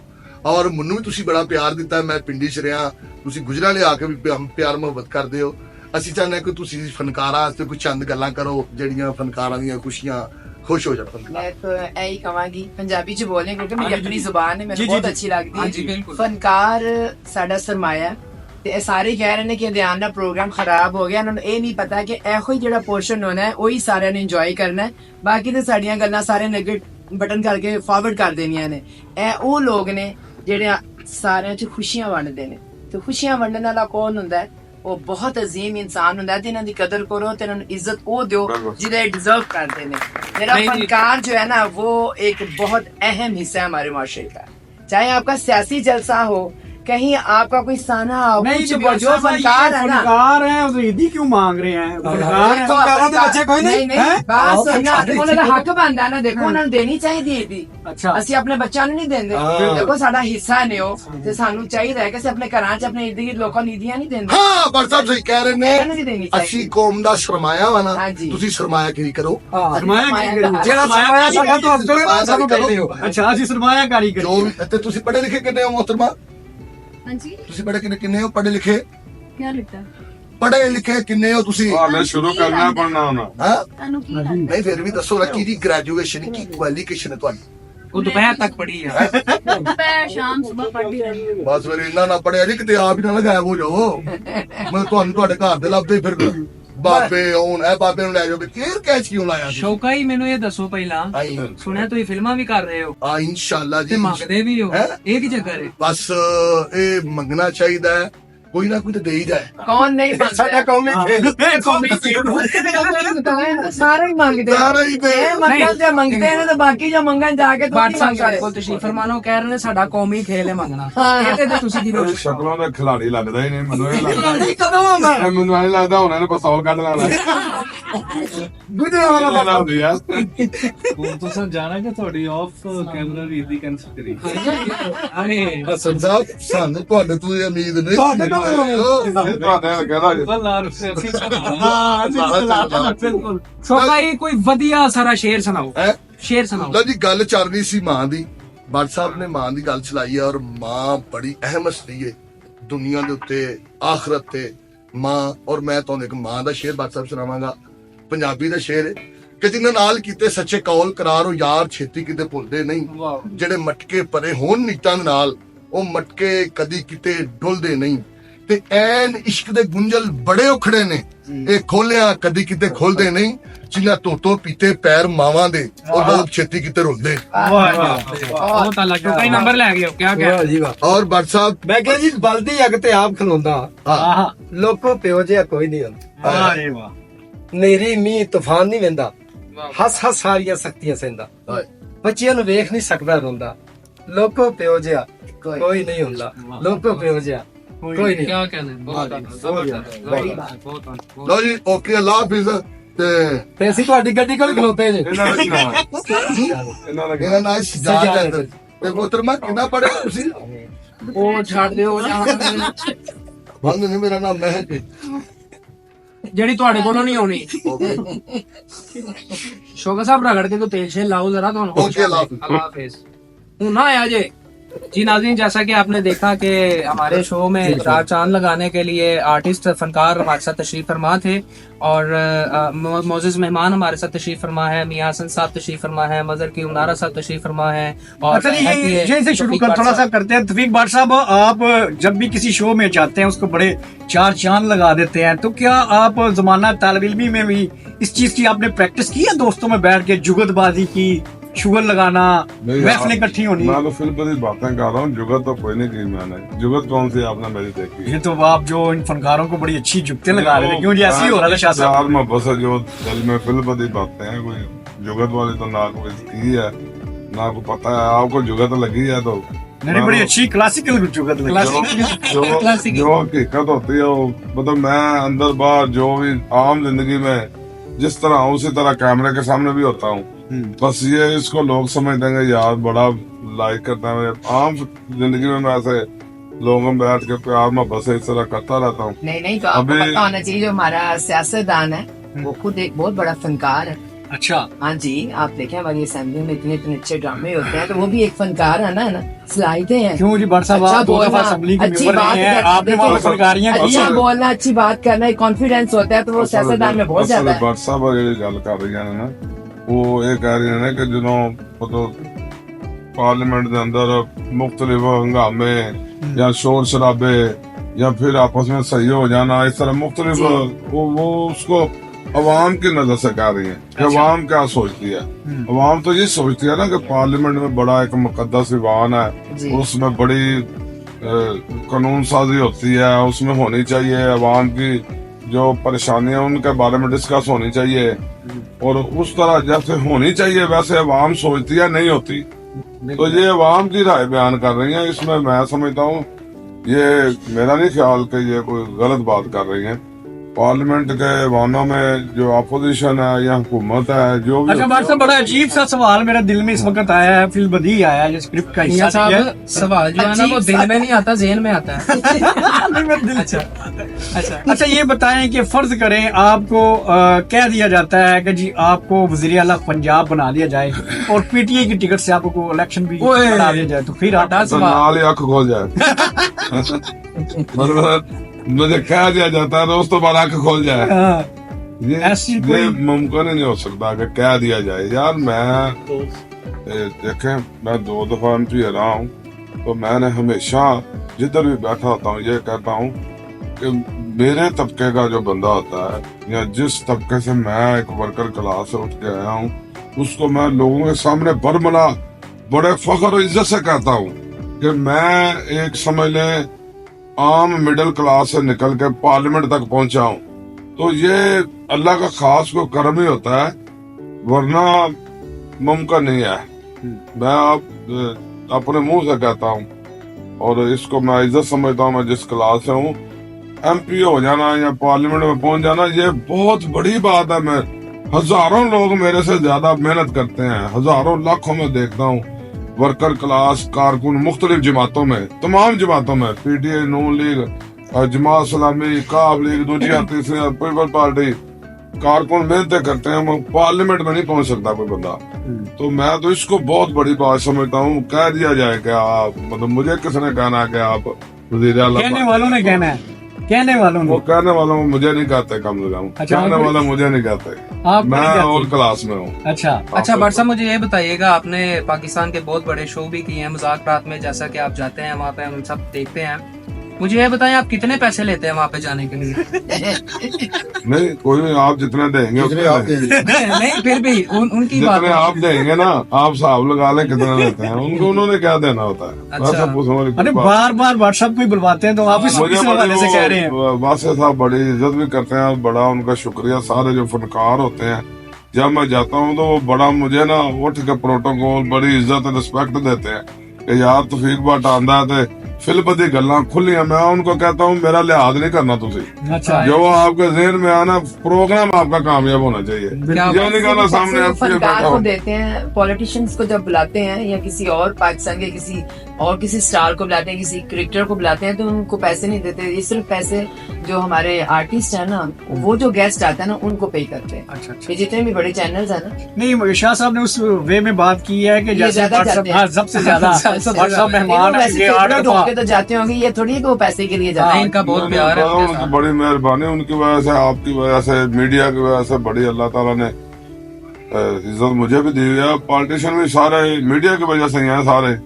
तो जैसे मैडम ने कहा कि सियासतदान जो होता है खुद फनकार नहीं होता, सियासतदान एक अवाम में से ही होता है ना, अवाम में से निकल के आया होता है। और अवाम से निकल के अवाम में जो अवामी स्टाइल का होता है बंदा, वो उसकी जरा ज्यादा पसंद की जाती है बातें, क्योंकि अपनाइयत से लगती है। फनकार भी एक परफॉर्म ही करता है ना, बात करता है कॉन्फिडेंस से। उसको आप मेले में खड़ा कर दें तो वो बोलना शुरू कर देता है। लाइक सियासतदान भी ऐसे ही है कि आप जब जलसे होते हैं, आप तकरीरें करते हैं, तो वो आपके अंदर एक सलाहियत होती है, नहीं, अपना- कॉन्फिडेंस होता है, वो बात नहीं आप नहीं करते मैडम, हैं। अपना अपनी बात है ना। आप एक शोबे से तलक रखती हैं। आप अगर मुझे कहें कि आप सियासतदान जो फनकार होते हैं, तो मैं आपको कह दूंगा फनकार सियासतदान होता है, ये तो नहीं हो सकता ना। वो भी होते हैं अपना अपना सियासतदान, फनकार भी अपना सियासतदान अपना होते हैं। एक अपना शोबा अपना चैप्टर है, अपना अपना शोबा है। बिल्कुल बिल्कुल जी। चौधरी मजहर की नारा साहब हमारे साथ तशरीफ फरमा है। जी अच्छा सर, ये बताइएगा कभी आप सिनेमा गए हैं फिल्म देखने के लिए? जी बढ़कर कैसा एक्सपीरियंस रहा है आपका? बड़ा अच्छा। कभी मार पड़ी है आपको? कभी पकड़े गए हैं आप? नहीं मार भी नहीं पड़ी तो कभी पकड़े भी नहीं गए, क्योंकि जब मार पड़नी थी उस वक्त जाने छोड़ दिया। अच्छा। तो जाते ही उस वक्त थे जिस वक्त यही काम होता था, एजुकेशन के बाद, स्कूल के बाद सन में जाना बड़ा अच्छा लगता था। वो वक्त बड़ा अच्छा था। अब वो दौर आहिस्ता- पसंदीदा एक्टर आपका कौन रहा है? उस वक्त सुल्तान रही था। अच्छा हाँ, अल्लाह ताला उसकी बख्शिश फरमाए। वो बड़ा एक्टर भी बड़ा अच्छा था, और जो मैंने सुना है कि वो बसीयत इंसान बहुत अच्छा जी जी। क्या बात। और बसीयत दोस्त बहुत अच्छा था। शेर व शायरी से दिलचस्पी है आपकी? जी है। कोई शेर आप, नहीं मुझे आता नहीं। अगर दिलचस्पी है आपकी तो आप कोई बस तो आप- आता होगा। नहीं आता नहीं है, लेकिन सुनने का आती हूँ, पसंद करता किसको, किसके अशार ज्यादा सुनते हैं आप? हूँ। मैं वासफ अली वासफ साहब के भी कॉल सुनता हूँ, वाह वाह। और आजकल जो शाह साहब हैं, कासिम अली शाह साहब, उनके कॉल बड़े सुनता हूँ। शेर व शायरी में मोहम्मद बख्श साहब के रहमतुल्लाह अलैह, मियां मोहम्मद। वाह जी वाह। वारिस शाह साहब रहमतुल्लाह अलैह के सुनने का आदमी आता नहीं है, लेकिन बहुत पसंद करते हैं। म्यूजिक लाइक करते हैं आप? जी बिल्कुल। म्यूजिक किस तरह का, कोई कलाम या आजकल जो पॉप चल रहा है? नहीं, आजकल का नहीं सुनता। आजकल मैं कलाम को ज्यादा पसंद करता हूँ, या वो जो पुरानी फिल्मों में या पुराने जो गुलकार थे वो हकीकत पे गाया करते थे, जो ज्यादा पसंद करता हूँ। अच्छा, आपके फेवरेट सुल्तान रही साहब रहे हैं। आप हमारे गुजरांवाला के बड़े फेमस पॉलिटिशियंस भी हैं, तो कभी उनसे मुलाकात हुई, कभी ख्वाहिश हुई कि उनसे मैं मिलूं जाके? नहीं, उनसे मुलाकात नहीं हुई, लेकिन मैं उनको इतना पसंद करता था कि हकीकत में जब उनका मर्डर हुआ है ना, मुझे जिस वक्त मैं उस वक्त जब जिधर था, मुझे आज भी वो याद है। अच्छा। मतलब मेरी मोहब्बत का या उनको चाहने का ये आप अंदाजा लगा लें कि मुझे आज तक याद है कि मैं किधर था और मुझे उनके मर्डर की इतला मिली, और मुझे बड़ा दुख हुआ, दिली दुख हुआ, क्योंकि एक बड़ा अच्छा फनकार था। और जो मेरे इल्म में आया, जो मैंने अदाकारों से सुना है, कि वो बड़ा सखी भी था, हाँ जी, बड़ा गरीब परस्त था। और मैंने सुना है कि उसके जाने के बाद बहुत सारे गरीब उसको रोते रहे हैं, और वो बड़ा खुश नसीब था कि जो बंदा दुनिया से चला जाए और उसके पीछे रोने वाले, दिल से रोने वाले। दिल से रोने वाले। और मेरी जो इतला है, जो इन्फॉर्मेशन है, या जो मैंने आज तक असेस किया है, कि उसको रोने वाले बहुत। अच्छा नारा साहब, एक सियासी सवाल आपसे। जी आपकी जो इस वक्त मुखालफ सियासी जमात है तहरीक इंसाफ, जी। तहरीक इंसाफ में से कोई ऐसा सियासतदान जो आपको बहुत अच्छा लगा हो, आप कहें यार ये इसको हमारी पार्टी में हो? असल में बात पता क्या है, हर जगह पे, हर महफिल में, हर गांव में, हर बरादरी में अच्छे भी होते हैं, बुरे भी होते हैं। ना सारे लोग बुरे होते हैं, ना सारे अच्छे होते हैं। मसलन किसी कौम को अब ले लें कि कोई कौम बुरी नहीं होगी, उसमें अच्छे भी होंगे, बुरे भी होंगे। तो उसमें भी बहुत अच्छे लोग हैं, लेकिन पता नहीं उनको हुआ क्या है। कौन है वो स्टाइल कौन आपको दिल में अच्छा लगता है? मैं समझता हूँ परवेज अली साहब बहुत अच्छे सियासतदान थे, लेकिन पता नहीं उनको क्या हुआ है, उन्होंने अपना स्टाइल चेंज कर लिया है। उसके बाद और भी काफी लोग अच्छे हैं उसमें। अच्छा मियां हसन साहब, आप ये बताइएगा कि किस सियासतदान से इंस्पायर होकर आप सियासत में आए? आपकी तो विरासती भी सियासत है, आप दूसरी नस्ल में आपकी सियासत मुंतकिल हो गई है, तो किस सियासतदान से इंस्पायर हैं? इंस्पायर तो पहले तो बंदा घर से ही होता है। तो क्योंकि ये जैसे आपने कहा कि दूसरी नस्ल में सियासत आई है, तो बंदा एज अ जॉब समझ के आता है। तो जैसे ही मैं सियासत में मैंने हिस्सा लेना शुरू किया, तो फिर मैंने उसे फॉलो करना शुरू किया। हल्के से बाहर जाके फिर उसको देखा, तो फिर हमारा एक ही लीडर है इमरान खान, जिसको देख के मैं इंस्पायर हुआ कि भाई इतना कम से कम बंदे को हार्ड वर्किंग होना चाहिए और पॉलिटिक्स को इस लेवल पे लेके जाना चाहिए। तो अगर मैं इंस्पायर हुआ तो इमरान खान साहब हैं, तो उनके अलावा तो कोई मिसाल देनी बनती भी नहीं है। जो आजकल उन्होंने फस्तायत और बर्बरियत का सामना किया है, और तकरीबन 260 दिन से वो जेल के अंदर हैं। और इनसे किसने डाला उनको जेल के अंदर? देखे जी, हमारे जो इदारे हैं उन्होंने जो केसेस बनाए हैं और फैसले सुनाए हैं, उनकी भेंट चढ़ा के इमरान खान साहब को उन्होंने जेल में डाल दिया। और ये कोई पहली दफ़ा तो किसी सियासतदान को डाला नहीं है। तारीख दोहराई जा रही है और अवाम जो है वो तमाशा देख रही है, लेकिन अवाम जो है वो रिटेलिएट भी कर रही है अपने अपने लेवल पे। तो ना ये 70s का दौर है, सोशल मीडिया का दौर है, और हर बंदे के हाथ में मोबाइल है, और उसकी अप्रोच है अपनी, और उसकी अपनी एक अवेयरनेस है, अपनी थिंकिंग है, और उस अप्रोच को लेके जो है वो एक जंग जारी है, और ये अभी पता नहीं है कहाँ तक जाएगी। अभी तक वाकई नहीं आपको बताया चला। अच्छा मैडम, आप किस सियासतदान से इंस्पायर हैं? मेरा एक ही लीडर जो मैंने बचपन से देखा, जब भी आंख खोली और मैंने अपने घर में एक शख्स की तस्वीर देखी, और आई लव मियां नवाज शरीफ। बाटा था? नहीं, बट की वजह से नहीं है, नहीं कभी भी नहीं, ऐसी बात नहीं है। बट होने की कोई इसकी वजह नहीं है। मैं आपको बताऊं कि मैं बहुत छोटी सी थी, तो मेरे फादर जो थे ना वो दुबई में होते थे। मैं पाकिस्तान बट साहब ने देख के तुसी कह रहे हो? नहीं, बहुत सारे लोग बांटते हैं, ऐसी कोई बात नहीं है। तो मैं पाकिस्तान फर्स्ट टाइम आई, उस वक्त मैं 5th क्लास की स्टूडेंट थी। तो मेरी अम्मी मुझे इन्हीं की बाजारों में लेकर गई, तो मुझे कहती तुम्हें क्या लेना। तो मैं गई, तो वहाँ पे दीवार के ऊपर पोस्टर्स लगे हुए थे, तो वहाँ मियां नवाज शरीफ का पोस्टर लगा हुआ था। तो मैंने वहाँ पे रुक गई, मैंने कहा मैंने ये पोस्टर लेना है। तो मेरी अम्मी ने बड़ी हैरानगी से मुझे कहा कि ये तुम्हारी उम्र है, तुम मुझे कोई टॉय या कोई ऐसी चीज को। मैंने कहा नहीं, ये मैंने लेना है। मेरी अम्मी, मेरे नान के, मेरे दाद के, दोनों तरफ से हम लोग मियां नवाज शरीफ के सपोर्टर हैं। लेकिन मैं उनकी वजह से नहीं, मेरी अपनी एक है कि मेरी एक लाइकिंग मुझे पसंद है, तो वो मैंने ला के तो मैंने अपनी अलमारी में ऊपर लगा दिया। वो इसलिए कि मैंने जब भी देखा कोई काम होते हुए ना पाकिस्तान में, वो एक वाहिद शख्सियत है जिसका नाम मियां नवाज शरीफ है। मैं अभी बात करूंगी कि मैं अपनी फनकार कम्युनिटी को पूरे पाकिस्तान में प्रेजेंट करती हूँ। हमारे साथ जितनी हक तलफी, मैं अपनी एक हल्के की बात करती हूँ कि इट्स मीन कि अगर इन लोगों के साथ ये ज्यादती हो रही है, तो बाकी भी कहीं किसी के साथ भी उनका हक अदा नहीं किया गया होगा। हमारे फनकारों को मियां शहबाज शरीफ जब एज ए CM थे, तो मंथली 20,000 खिदमत फंड के हिसाब से जो हमारे सीनियर फनकार थे, इनको लगा दिए गए। 2 साल मिलते भी है। जैसे PTI की हुकूमत आई, और हमारे बदकिस्मती, हमारी, मैं कहूंगी कि हमारी बैड लक, कि उस वक्त कोरोना आया, और उससे बड़ा खतरनाक कोरोना, ये इस सूरत में एक ये लीडर आ गया हमारे पाकिस्तान में। तो आते ही फैजुल हसन चौहान ने वो 20,000 पिंडी से बंद कर दिया। अच्छा। मैं वाहिद थी जिसका मैंने प्रोटेस्ट किया, और उसको फिर मैं 5,000 पे, उसने कहा कि जी हमारे पास फंड्स नहीं, हम वही देंगे। आप यकीन करें कि कोई भी ऐसा मौका हुआ, इन दोनों भाइयों ने लिफाफे में पैसे रख के उनके घरों के तकियों के नीचे जाके रख दिए, और किसी जगह पे जाके कोई पोस्टर नहीं लगाया। फैजुल हसन जहाँ इनकी हुकूमत में अमानुल्लाह साहब को 20,000 रुपया दे के उस मिनिस्टर ने पूरे पंजाब में अनाउंसमेंट की, जिसके ऊपर सईद अहमद साहब भी बोले। खालिद भट्ट साहब अल्लाह जन्नत नसीब करे, रिसेंटली उनकी डेथ हो गई, उन्होंने भी कहा कि इन लोगों के आगे हाथ नहीं करना, क्योंकि अमानुल्लाह साहब वो शख्सियत है जिन्होंने बुनियाद रखी थिएटर की, जिन्होंने लोगों को हंसना सिखाया। अगर उस बंदे को आप 20,000 रुपया देखे, वो तो बादशाह था। तो मैंने खुद भी बहुत उसके ऊपर लिखा भी था, मैं लिखती भी हूँ। तो बात यह है कि जिसने डिलीवर किया है ना, आपका लीडर वो है, लोगों की ख्वाहिश भी वो है। मैं 51 इयर्स की हो गई हूँ, तो मैंने अपनी लाइफ में अगर कोई काम देखा है, मोटरवे देखे हैं, हॉस्पिटल देखे हैं, स्पोर्ट्स कम्प्लेक्स देखे हैं, आर्टिस्टों की फलाह बहबूद देखी है, तो वो मैंने सिर्फ मियां नवाज शरीफ की हुकूमत में देखी। गुफ्तगू का सिलसिला यहीं से जारी रखेंगे। यहाँ पे हमें लेनी है छोटी सी ब्रेक, हमारे साथ रहिएगा। ब्रेक के बाद दोबारा खुश आमदीद। आप देख रहे हैं Eid special show only on TNTV। जैसा कि नाजरीन आप देख रहे हैं, हमारे साथ मौजूद हैं तौफीक भट्ट साहब। तो कैसे हैं सर आप? तो सर ये बताएगा कि आपने कभी मोहब्बत की है? किससे की है?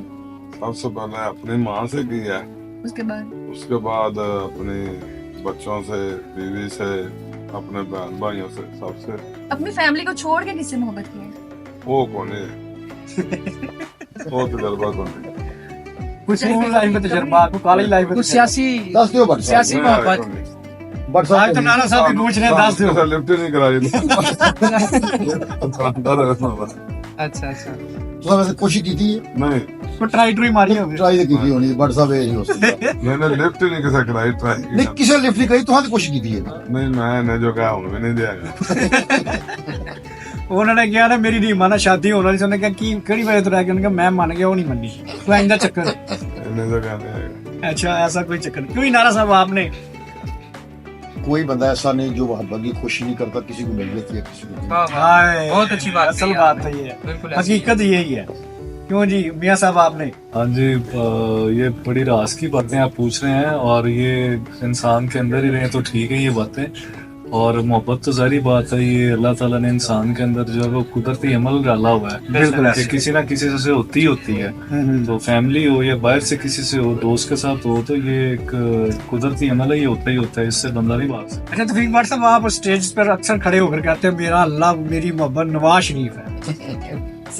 वो एक पॉलिटिकल तरफ जाए ना, तो मैंने पिछले दिनों में अपने ना, आप फेसबुक मेरा पेज खोलें तो उसमें मैंने लिखा था कि बस बात यह है कि नवाज शरीफ हमारा इश्क है। अच्छा, वो उसके पीछे भी बड़ी बात है अच्छा, कि थोड़ी बहुत कोई इस मुल्क के हालात देख के जब मायूसी होती है ना, तो फिर बंदा कुछ बातें कह नहीं सकता। जब कह नहीं सकता तो फिर उसका इजहार अपने जो हमें समझते हैं उनके लिए, फिर हम ज्यादा सोशल मीडिया का दौर है, लोग देखते सोशल मीडिया, अब और खबरें अखबारें सारा उस पे, या फेसबुक वगैरह, या ये जो अपना ट्विटर है, इसमें तो अपना मैसेज देने के लिए मैंने यही कहा, लिखा था कि सारी मायूसियों के बावजूद बात यह है कि नवाज शरीफ हमारा इश्क है। तो कैसा आपका इश्क है कि भट्ट साहब आपने उनको बाइट से बुलवा कर वजीर आजम भी नहीं बनवाया, शहबाज शरीफ साहब को ले आए? नहीं, ये तो अल्लाह के पास बात होती है। नहीं, पार्टी की प्लानिंग हम तो नारे लगा रहे थे वजीर आजम नवाज शरीफ, हम तो कह रहे थे फिर से बचा लो नवाज शरीफ, हमारा तो सारा बात ही नवाज शरीफ की थी। तो अब बस बात यह है कि नवाज शरीफ हमारा इश्क है। अच्छा, ये आपके सवाल का फिर वही जवाब है। अच्छा, भाई नवाज शरीफ तो हमारा इश्क है, मगर क्यों नहीं बना या क्यों नहीं बनाया वो अगली बात है। नहीं तो वो उसको इसमें रहने दे मेरी इस बात में। अच्छा, इसी बात में जो मर्जी कह ले, वो हमारा बस इश्क है। तो क्या आपकी कभी मुलाकात हुई है नवाज शरीफ से? हाँ जी, बड़ी दफा। कोई खास बात आपको नवाज शरीफ साहब की याद नियाज दियां गल्लां प्यार मोहब्बत दियां अंदर आलियां? नहीं, नवाज शरीफ का ना, मैं आपको बताऊं, जिससे मोहब्बत प्यार या नजरियाती तौर पे वाबस्तगी होती है ना, उससे मुलाकात होना जरूरी नहीं होती। मैंने कभी कोशिश नहीं की कि मैं नवाज शरीफ साहब से लाजमी मिलूं, और मैं सच्ची बात है तकरीबन 33, 34, 35 साल पहले 85 में एक, जैसे मैडम साहब ने कहा, एक पोस्टर मैंने देखा था। जब मियां नवाज शरीफ साहब का पोस्टर देखा था, उस पे ये लिखा हुआ था कि मैं पंजाब का लीडर मियां नवाज शरीफ, और एक उसका ऐसे वो बना हुआ था रोड मैप सा। उस पोस्टर को देखा, उसको फिर इश्तिहार वगैरह लगाने शुरू किए, खुद भी MSF ज्वाइन की। वो उस वक्त मियां नवाज शरीफ साहब भी वज़ीर आला पंजाब बने, फिर उनको देखते देखते इसी तरह सिलसिला हमारा चलता रहा। मगर ये नहीं कोशिश कभी की थी कि कभी नवाज शरीफ को जाकर मिलेंगे, और अपनी पार्टी के साथ काम करते रहे। मगर जब भी मियां साहब को मिले, 15 साल बाद, 10 साल बाद, 20 साल बाद, तो मेरे बारे में मियां नवाज शरीफ ने कहा, कौन है जो तौफीक भट्ट को नहीं जानता। ये अल्फाज मियां साहब ने कहा। और फिर उसके बाद कहा कि मुझे आपकी वफा पे फख्र है। क्या बात ये बात कही। और उसके बाद मियां नवाज शरीफ साहब ने ये कहा कि अल्लाह करे जिस तरह आप हमसे मोहब्बत करते हैं हम भी आपसे करते रहे। और इस तरह के अल्फाज मेरे बारे में मियां साहब ने बोले और बड़ा मेरे लिए इज्जत की बात थी। और मैं सच्ची बात है, मैंने कभी कोशिश भी नहीं की मियां साहब को जाके बताऊं कि मैं ये काम कर रहा हूँ, आपके लिए ये कर रहा हूँ। वो तो एक हमारी नजरियाती वाबस्तगी है, वो इंशाल्लाह हम अभी भी उस वाबस्तगी को कायम रखे हुए हैं और कोशिश करेंगे इंशाल्लाह ताला को जो नवाज शरीफ का नजरिया था उसमें खड़े रहें। रोने की कहाँ से आ रही है? कहाँ से आ रही है? कौन रो रहा है? यार ये बंदा ये कौन है? कौन है ये? आप क्यों रो रहे हैं जी? बेगम नु इते सूट नहीं लाया दिता, बड़ा गुस्से हुई। आगे आ जाए, आप आगे आके बताएं क्या हुआ है। ਰਣਮਰੀਤੀ ਜੀ ਸਾਰਾ ਟਾਈਮ ਲੰਘ ਗਿਆ, ਟਾਈਮ ਹੀ ਨਹੀਂ ਲੱਗਾ, ਸਾਰੇ ਰੋਦੇ ਕੀ ਜਿਵੇਂ ਉਹ ਸਿਆਣੇ ਕਹਿੰਦੇ ਨੇ ਨਾ, ਤਿੰਨ ਚੀਜ਼ਾਂ ਬੰਦਾ ਕਰਦਾ ਵੀ ਰਹਿੰਦਾ, ਰੋਂਦਾ ਵੀ ਰਹਿੰਦਾ, ਇੱਕ ਮੁਹੱਬਤ, ਇੱਕ ਸਰਕਾਰੀ ਨੌਕਰੀ ਤੇ ਇੱਕ ਰਣਮਰੀਤੀ। ਅੱਛਾ। ਰਾਤੀ ਵੱਡਾ ਬੇਟਾ ਮੇਰਾ ਆਂਦਾ ਪਾਪਾ ਇਹ ਮਰਦ ਕੀ ਹੁੰਦਾ? ਮੈਂ ਕਿਹਾ ਜਿਹੜਾ ਪੁੱਤਰ ਸਾਰੇ ਘਰ ਤੇ ਹਕੂਮਤ ਕਰੇ ਉਹਨੂੰ ਮਰਦ ਕਹਿੰਦੇ ਨੇ। ਕਹਿੰਦਾ ਪਾਪਾ ਵੱਡਾ ਹੋ ਗਿਆ ਫਿਰ ਮੈਂ ਵੀ ਅੰਮੀ ਯਾਰ ਮਰਦ ਬਣਾ। ਯਾਨੀ ਕਿ ਤੁਸੀਂ ਰਾਜਨੀਤੀ ਚ ਮਾਰੇ ਗਏ ਹੋ। ਜਿਵੇਂ ਸਿਆਣੇ ਕਹਿੰਦੇ ਨੇ ਨਾ, ਮੁਹੱਬਤ ਵਿੱਚ ਬੜੀ ਤਾਕਤ ਹੈ। ਮਾਂ ਨਾ ਕਰੋ ਇਬਾਦਤ, ਪਿਓ ਨਾ ਕਰੋ ਕੀਦਤ, ਭੈਣ ਨਾ ਕਰੋ ਫਰਜ਼, ਜਨਾਨੀ ਨਾ ਕਰਨ ਲੱਗ ਪਓ, ਲੋਕੀ ਕਹਿੰਦੇ ਨੇ ਰਣਮਰੀਤ ਹੋ ਗਈ। ਅਮੀਰ ਆਦਮੀ ਹੈ ਨਾ, ਉਹ ਜਨਾਨੀ ਨਾਲ ਕੰਮ ਕਰਾਏਗਾ, ਮਹੱਲੇ ਦੀਆਂ ਬੀਬੀਆਂ ਤੇ ਬੰਦੇ ਕਹਿਣਗੇ ਬੜੀ ਪਿਆਰ ਮੁਹੱਬਤ, ਬੜੀ ਅੱਛੀ ਅੰਡਰਸਟੈਂਡਿੰਗ ਹੈ। ਮਾੜਾ ਬੰਦਾ ਬੱਚਾ ਚੁੱਕ ਕੇ ਗਲੀ ਖਲੋਏ ਮਹੱਲੇ ਦੀ ਰਣਮਰੀਤ ਜੇ ਜਨਾਨੀ ਥੱਲੇ ਲੱਗਾ ਝੁੱਗੂ। ਨਹੀਂ ਤੁਸੀਂ ਕੀ ਸਮਝਦੇ ਹੋ ਕਿ ਇਹ ਬਹੁਤ ਅੱਛੀ ਚੀਜ਼ ਹੈ ਰਣਮਰੀਤੀ? ਹੁੰਦੇ ਸਾਰੇ ਨੇ ਘਰੋਂ ਘਰੀ ਮੰਨਦਾ ਕੋਈ। क्यों जी मियां साहब आपका क्या कहना है? मैं इसी बात से किसी हद तक इत्तेफाक कर मेरे यार दादा मुझे ही ये बड़े बताओ कि कभी आपके कलीग रामरीत आपसे कोई मशवरा लेने या मिलने आए हैं? उनका भी यही हाल होता है। ਉਹ ਘਰੋਂ ਫੋਨ ਆਇਆ ਕੰਬਲ ਲੱਗ ਪੈਂਦੇ। ਤੁਸੀਂ ਕੀ ਮਸ਼ਵਰਾ ਦਿੰਦੇ ਹੋ ਨਾ? ਮੈਂ ਬੇਗਮ ਨੂੰ ਪਰਸੋਂ ਤੁਸੀਂ ਉਹਨਾਂ ਨੂੰ ਕੀ ਮਸ਼ਵਰਾ ਦਿੰਦੇ ਹੋ, ਕੀ ਉਹਨਾਂ ਦੀ ਹੌਸਲਾ ਅਫਜ਼ਾਈ ਕਰਦੇ ਹੋ? ਫਿਰ ਤੁਹਾਡੇ ਕੋਲ ਆਉਂਦੇ ਨੇ। ਮੈਨੂੰ 4-5 ਦਿਨ ਹੋ ਗਏ ਬੁਖਾਰ ਹੀ ਨਹੀਂ ਸੀ ਉਤਰਦਾ ਪਿਆ। ਰਾਤੀ ਫਿਰ ਬੇਗਮ ਦੇ ਨੀਮ ਗਰਮ ਪਾਣੀ ਨਾਲ ਪੈਰ ਧੋ ਕੇ ਪੀਤੇ ਨੇ, ਆਰਾਮ ਆ यार आपका तो अकीदा बड़ा मजबूत है रामरीत। ਮੈਂ ਜਿੰਨਾ ਚਿਰ ਬੇਗਮ ਨੂੰ ਘੁੱਟ ਕੇ ਸੌਵਾਂ ਨਾ ਨੀਂਦਰ ਹੀ ਨਹੀਂ ਪੈਂਦੀ। ਦੁਬਈ ਗਿਆ ਹਾਂ, WhatsApp ਤੇ ਲੱਤਾਂ ਘੁੱਟੀਆਂ ਵੀਡੀਓ। क्या बात है WhatsApp पे आपके कैसे डिजिटल ਰਣਮਰੀਤੀ ਯਾਰ। ਤਾਂ ਕੋਈ ਨੁਸਖਾ ਵਗੈਰਾ ਕੋਈ ਨਹੀਂ ਤਿਆਰ ਕੀਤਾ? ਕੋਈ ਜਿਹੜੇ ਦੋਸਤ ਸਾਹਿਬ ਜਿਹੜੇ ਰਣਮਰੀਤ ਨਹੀਂ ਉਹ ਕਿਵੇਂ ਬਣ ਸਕਦੇ ਨੇ? 12 ਚੀਜ਼ਾਂ ਲਾਹੌਰੋਂ ਮਿਲਣੀਆਂ ਨੇ। ਕਿਕੜ ਕੋ ਬਚੂਚ ਮੁੱਠੂ ਟਟਿਓਲ ਦੇ ਅੰਡੇ, ਕਿਚਮਰਾਈ ਤੂਮਰਾਈ ਦੀ ਜਿਹੜਾ ਨਿੱਟ ਘੁੰਡੀ ਦਾ ਪਾਣੀ, ਕੁਆਰੀ ਚਿੜੀ ਦੀਆਂ ਮਿੱਠਾਂ, ਡੋਡਨ ਫੰਗੋ ਦੇ ਕੈਪਸੂਲ, ਕੀੜੀ ਦੀ ਉਜਰੀ ਤੇ ਮੱਛਰ ਦੇ ਪਾਵੇ। ਇਹ 12 ਚੀਜ਼ਾਂ ਲੈ ਕੇ ਫੱਕੀ ਬਣ ਜਾਏਗੀ। ਬੇਗਮ ਦਾ 7 ਵਾਰੀ ਵਾਰ ਕੇ ਨਾ ਨੈਸਲੇ ਦੀ ਛੋਟੀ ਪਾਣੀ ਦੀ ਬੋਤਲ ਨਾਲ ਫੱਕੀ ਖਾਣੀ ਹੈ। 3 ਦਿਨ ਬਾਅਦ ਰਣਮਰੀਤ ਤਿਆਰ। 100 ਸਾਲਾ ਪੁਰਾਣੀ ਖੰਘ ਵੀ ਖਤਮ ਹੋ ਜਾਏਗੀ, ਕਰੋਨਾ ਵਾਇਰਸ ਵੀ ਨਹੀਂ ਹੋਗਾ, ਡੈਂਗੀ ਤੁਹਾਡੇ ਨਜ਼ਦੀਕ। ਯਾਰ ਇਹ ਤੇ ਬਹੁਤ ਮਹਿੰਗਾ ਤੁਸੀਂ ਨੁਸਖਾ ਦੱਸ ਦਿੱਤਾ। ਇਹ ਤੇ ਪਾਕਿਸਤਾਨ ਤੋਂ ਸ਼ਾਮਾ ਲੱਭਦੀਆਂ ਹੀ ਨਹੀਂ। ਲਾਹੌਰੋਂ ਮਿਲ ਜਾਂਦੀ ਛਾਲ ਵੀ। ਸ਼ਾਗਨੀ ਹੋ? ਅੱਛਾ। ਤੇ ਤੁਸੀਂ ਆਪ ਨਹੀਂ ਤਿਆਰ ਕੀਤਾ? ਫੱਕੀ ਤਿਆਰ ਕਰਕੇ ਤੁਸੀਂ ਵੇਚੋ? ਇਹ ਤੇ ਬੜਾ ਬਿਹਤਰੀਨ ਕੰਮ ਹੈ ਤੁਹਾਡਾ। ਪਰਸੋਂ ਬੇਗਮ ਨੂੰ ਇਫਤਾਰੀ ਤੇ ਲੈ ਕੇ ਗਿਆ, ਉਹਨੂੰ ਪੀਜ਼ਾ ਖਵਾਇਆ। ਵਿਚਾਰੀ ਹੈ ਪਿੰਡਣ ਜਿਹੀ, ਘਰ ਆਈ ਉਹਨੇ ਮੈਨੂੰ ਆਪਣੀ ਸੱਸ ਕੋ ਗਾਲਾਂ ਪਵਾਤੀਆਂ ਮੇਰੀ ਕੋ। ਕਿਉਂ? ਕਹਿੰਦੀ ਮੈਨੂੰ ਫੋੜਿਆਂ ਦੀ ਰੋਟੀ ਪਾ। ਤੇ ਕੀ ਮਾਮਲਾਤ ਨੇ ਆਪਣੇ? ਹੁਣ ਕੀ ਸੂਰਤ ਹਾਲ ਹੈ ਇੱਥੇ? ਖੈਰ ਨਾਲ ਹੀ ਆਏ ਹੋ? ਰੋਂਦੇ ਸੋ ਤੁਸੀਂ ਇੱਥੇ? ਕੀ ਗੱਲ ਹੈ? ਉਹ ਈਦ ਦੇ ਕੱਪੜੇ ਲੈ ਕੇ ਦੇਣੇ। ਅੱਛਾ। ਮੈਡਮ ਨੂੰ ਕਿਹਾ, ਮੈਂ ਕਿਹਾ ਕੋ ਹੈਲਪ ਕਰੋ। ਮੈਡਮ ਕੀ ਹੈਲਪ ਕਰੇ ਤੁਹਾਡੀ? मैडम चंगे भले पैसे कमा कमा रही रही है, है। 1-2 सूट सी दियो। नहीं, इन्होंने ना मुझसे बात की है थोड़ा सा हटके भी कि कोई कपड़े शपड़े हैं तो दे दें, बीवी को राजी कर दो। तो मैंने कहा आए कल मैं करूंगी आपकी मेरी मदद। तो ऐद की सलाह पांदी फतराना ना दिया ओदे कपड़े ले दे बेगम।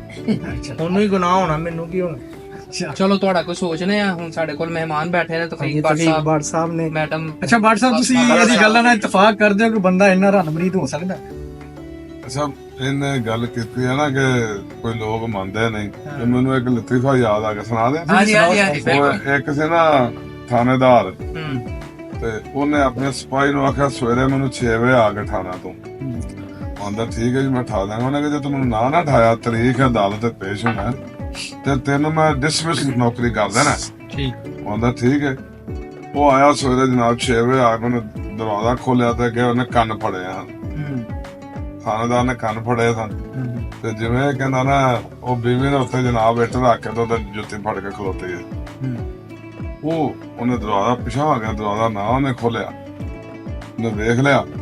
ਉਹ ਕੋਈ ਅੱਧਾ ਘੰਟਾ ਠਹਿਰ ਕੇ ਫਿਰ ਆਇਆ ਤੇ ਉਹਨੇ ਦਿਨ ਫਾਰਗ ਹੋ ਗਿਆ। ਉਹਨੇ ਕਿਹਾ ਤੂੰ 6:30 ਹੋ ਗਏ ਨੇ ਤੇ ਤੂੰ ਹੁਣ ਆਇਆ ਤੇ ਮੇਰੀ ਤਰੀਕ ਲੰਘ ਜਾਣੀ ਸੀ ਤੇ ਤੂੰ ਨੌਕਰੀ ਤੋਂ ਬਰਖਾਸਤ ਹੈ। ਉਹਨੇ ਕਿਹਾ ਸਰ ਜੀ ਗੱਲ ਸੁਣ ਲਓ, ਅਗਰ ਤੁਹਾਨੂੰ ਮਤਲਬ ਮੇਰੀ ਗੱਲ ਦੇ ਵਿੱਚ ਫਰਕ ਨਜ਼ਰ ਆਇਆ ਤਾਂ ਮੈਨੂੰ ਡਿਸਮਿਸ ਕਰ ਦਿਆ ਜੀ। ਅੱਛਾ। ਉਹਨੇ ਕਿਹਾ ਸੁਣਾ। ਉਹਨੇ ਕਿਹਾ ਮੈਂ ਜੋ ਘਰੋਂ ਨਿਕਲਿਆ ਨਾ ਤੇ ਮੇਰੀ ਬੀਵੀ ਨੇ ਮੈਨੂੰ ਕੰਨ ਫੜਾ ਛੜਿਆ। ਅੱਧਾ ਘੰਟਾ ਉਹਨੇ ਕੰਨ ਫੜਾਈ ਰੱਖੇ ਨੇ ਤਾਂ ਲੇਟ ਹੋ ਗਿਆ।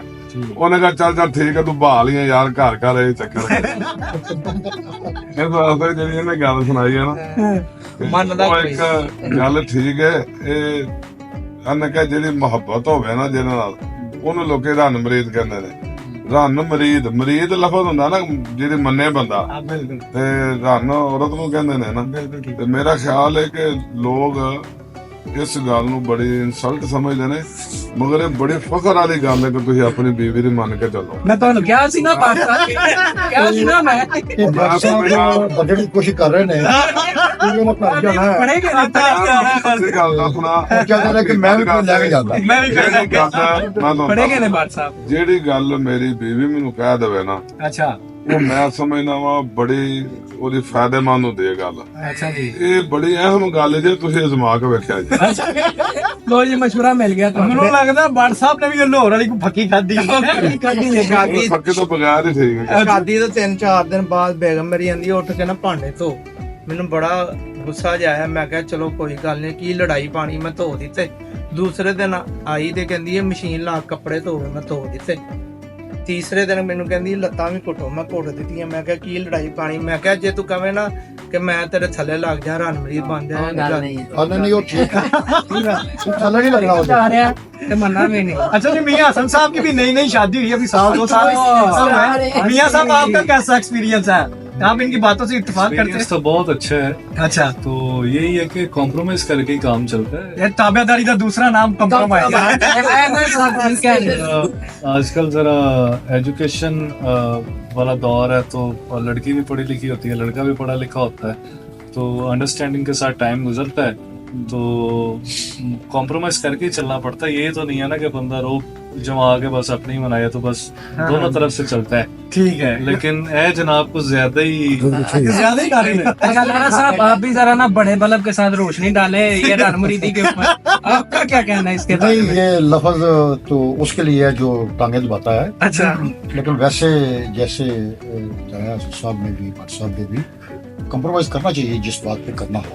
गल भाई तेरी ठीक है, घर घर की स्टोरी ना कंप्रोमाइज करने वाली बात हो उस पर डिस्कस कर लेनी चाहिए, सुझाव लेना चाहिए। लेकिन घर में झगड़ा तो अच्छा नहीं होता, लेकिन रानमरीद जिस तरह ये है इसका नंबर 1 है। इसका नंबर 1 है, ये पाकिस्तान में नंबर 1 ये है। पाकिस्तान में नंबर 1 है। तो थोड़ा थोड़ा भट्ट साहब ने भी रोशनी पाई है। भट्ट साहब को कुछ ना कोई नंबर देना चाहिए। ਗੱਲ ਕਿਤੇ ਤੁਸੀਂ ਛਪਾਉਂਦੇ ਹੋ ਬਾਹਰ। भट्ट साहब को भी कुछ ना कोई नंबर देना चाहिए, लेकिन कंप्रोमाइज करना चाहिए। कॉम्प्रोमाइज कभी कभी बात मनवाने के लिए माननी भी पड़ती है। अंडरस्टैंडिंग है, गल ठीक की है कि गल वही है वो गल वही है। ही आगे हाँ, गल में अपनी मनवाई नहीं ना बिल्कुल। सही गल है। अच्छा, कभी कोई ऐसी बात जो नागवार गुजरी हो और आपने ये सोचा हो कि यार मैं ये शादी करा के किस झंझट में पड़ गया हूँ, ऐसा कभी बात थोड़ा सा पीछे इतना कभी फ्रेम में आ गया। टाइम स्पेंड करने का मौका ही नहीं मिला हल्के में ही। और हल्के बस ठीक में है। वो सियासत और जिस तरह की सियासत पाकिस्तान तरीके इंसाफ में हमने ये 4-5 सालों में की है, तो हम तो सड़कों पे ही रहे हैं, जुलूसों में, एहतजाजों में, जलसों में रहे हैं, कभी लाहौर, कभी हाफजाबाद, कभी मंडी। तो हो सकता है ये बात आपकी बीवी सोचती हो कि मैं शादी करके मेरे झगड़े पे।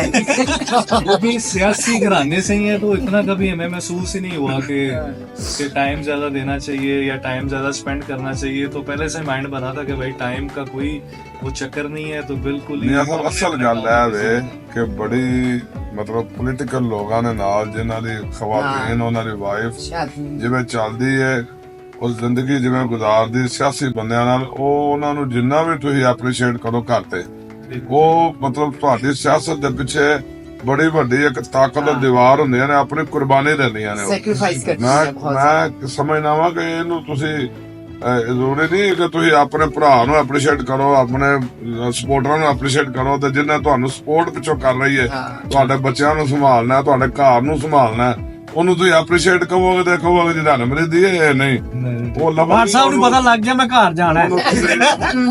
ਉਹਨੂੰ ਤੇ ਨਹੀਂ, ਮੇਰਾ ਤਾਂ ਹੁਣ ਸਿਸਟਮ ਹੋ ਰਿਹਾ, ਮੇਰਾ ਹੁਣ ਦਾਦਾ ਹੋ ਗਏ ਨੇ ਹੁਣ। ਮੇਰਾ ਪੋਤਰੇ ਹੈ ਨੇ, ਮੈਂ ਉਹ ਹੁਣ ਮੇਰਾ ਹੋਰ ਸਿਸਟਮ ਇਹਨਾਂ ਵਾਸਤੇ ਗੱਲ ਕਰਨਾ। ਜ਼ਰਾ ਇਸ ਗੱਲ ਤੇ ਪੱਕੇ ਰਹੋ ਕਿ ਉਹਨਾਂ ਨੂੰ ਮਤਲਬ ਸਾਥ ਨਾਲ, ਉਹਨਾਂ ਨਾਲ ਮੁਹੱਬਤ ਨਾਲ, ਉਹਨਾਂ ਨੇ ਜਿਹੜਾ ਕੁਝ ਵੀ ਤੁਸੀਂ ਦੱਸ ਰਹੇ ਹੋ 4-5 ਮਹੀਨਿਆਂ ਤੋਂ 6 ਤੋਂ ਹੀ ਇੰਜ ਹੀ ਰਹੇ ਆ, ਤੇ ਫਿਰ ਉਹਨਾਂ ਨੇ ਨਾਲ ਫਿਰ ਵੇਖੋ ਕੁਰਬਾਨੀ ਦਿੱਤੀ ਹੈ ਨਾ, ਸਪੋਰਟ ਕੀਤਾ ਤੁਹਾਨੂੰ। ਇਸ ਵਾਸਤੇ ਇਹਨਾਂ ਦੀ ਗੱਲ ਆਪਣੀ ਜਗ੍ਹਾ, ਅਸੀਂ ਇਹ ਗੱਲ ਤੇ ਕਾਇਮ ਆ ਕਿ ਕੰਪਰੋਮਾਈਜ਼ ਹੋਣਾ ਚਾਹੀਦਾ, ਸਹੀ ਲੱਗ ਕੰਪਰੋਮਾਈਜ਼ ਹੋਣਾ ਚਾਹੀਦਾ। ਲੋ ਜੀ ਪੀਕੇ ਜੀ ਤੁਹਾਡੀ ਗੱਲ ਫਸਟ ਹੈ, ਠੀਕ ਹੈ। ਹੈ ਹਾਂ ਸਭ ਨੇ ਜਿਵੇਂ ਉਹ ਕਹਿੰਦੇ ਨੇ ਨਾ, ਜਿਹੜੇ ਬੰਦੇ ਕਹਿੰਦੇ ਹਨ ਵਿਆਹ ਤੋਂ ਪਹਿਲਾਂ ਅਸੀਂ ਨੱਥ ਪਾ ਦੇਾਂਗੇ, ਲਾਸ਼ਾਂ ਵਿਛਾ ਦੇਾਂਗੇ, ਫਿਰ ਮਹੀਨਾ ਕੋ ਲੰਘਦਾ ਮੇਰੇ ਯਾਰ ਘਰ ਬੇਗਮ ਦੇ ਬੈੱਡ ਦੀਆਂ ਚਾਦਰਾਂ ਵਿਛਾਉਂਦੇ। ਚਲੋ ਤੁਹਾਡਾ ਨਾ ਹੁਣ ਸ਼ੋਅ ਤੋਂ ਬਾਅਦ ਕਰਨੇ ਆ ਕੁਛ, ਤੇ ਤੁਸੀਂ ਤਸ਼ਰੀਫ ਰੱਖੋ, ਕੱਪੜੇ ਲੈ ਕੇ ਦੇ ਤਾਂ ਲੈ ਕੇ ਦਿੰਦੇ ਆ ਤੁਹਾਡਾ ਨਾ ਪੂਰਾ, क्योंकि ਤੁਹਾਡਾ ਨਾ ਸਾਰਿਆਂ ਨੂੰ ਇੱਥੇ ਹਮਦਰਦੀ ਹੈ, टेंशन ना लो। नाज़रीन, हमारे साथ तशरीफ फरमाते पीके रन मुरीद साहब, आपने बातें उनकी सुनी कि किस तरह से रन मुरीदी का नुस्खा क्या है, किस तरह से एक रन मुरीद तैयार होता है, उन्होंने अपना नुस्खा भी बताया है। हमारे साथ तशरीफ फरमा है राहत फतेह अली खान साहब के शागिर्द सागर राहत साहब, तो हम बढ़ेंगे उनकी जानिब, उनसे एक गाना सुनेंगे। सबसे पहले थोड़ी सी गुफ्तगू करते हैं आपके साथ।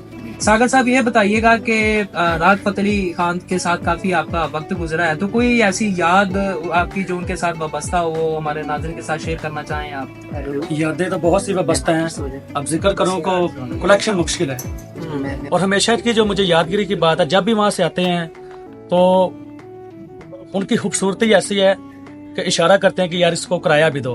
हालांकि हम इन चीज़ों को मतलब हमारी अकीदत है कि हम उनके लिए कुछ न कुछ लेके जाएं, लेकिन जब वो हमें देते हैं तो हमें सबसे ज्यादा मतलब खुशी भी होती है, लेकिन दिल में ये भी होता है कि हालांकि बनता नहीं हमारा, लेकिन जब भी जाते हैं तो वहाँ पे उस्ताद जी हमें इस चीज़ों को यार किराया दो, लंगर दो, ये करो, और पकड़ते पकड़ते ना भी लेते चाहते हुए जबरदस्ती यार ये तबरक है, जब तबरक कह दिया फिर पकड़ना पड़ता है। तो बहुत सा वो हमारे साथ प्यार करते हैं, बहुत सी यादें हैं, बहुत अच्छे प्यार से सिखाते हैं, जो कुछ भी सीखा है आज जो कुछ भी कर रहे हैं ये सारा कुछ उन्हें बदौलत है। जैसे कि अभी बात हो रही थी, जैसे पीके भाई ने बात की जी रन मुरीदी पे, तो जैसे उनके लफ्ज़ थे, अपने कुछ लफ्ज़ और हमारे भी कुछ अंदाजे बयां हैं अपनी होने वाली वाइफ से। जैसे उन्होंने कहा रन मरीद होना, और हम रन मरीद किस अंदाज में हैं वो हम अपने लफ्ज़ों में गा के बयान करेंगे।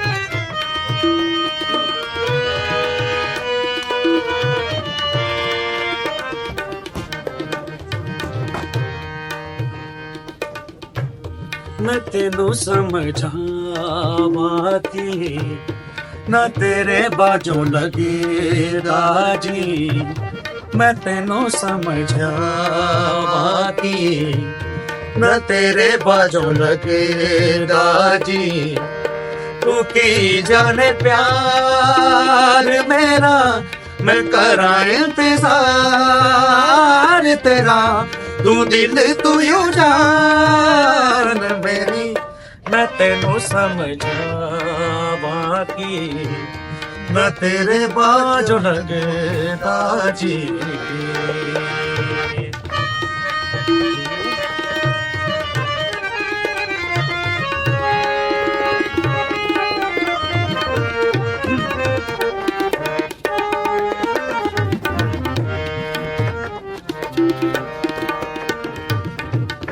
मेरे दिल विच रह के मेरे दिल दा हाल ना जाने, मेरे दिल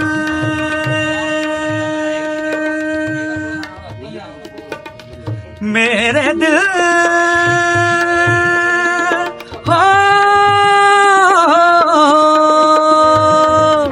मेरे दिल विच रह के मेरे दिल दा हाल न जाने है, तेरे बाजों कलिया बह के रोंदे नैन नुमाने, जीना मेरा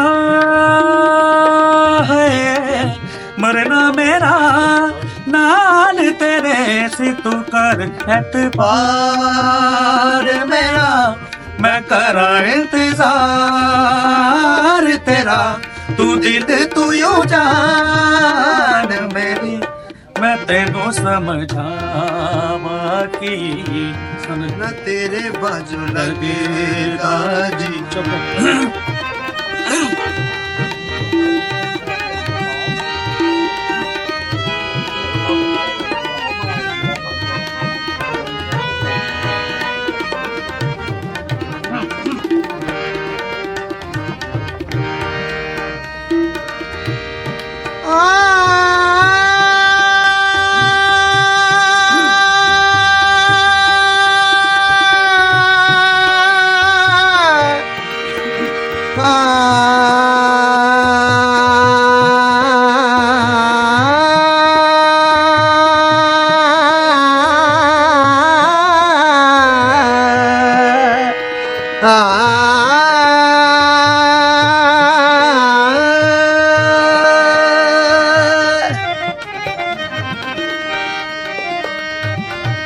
किसे दा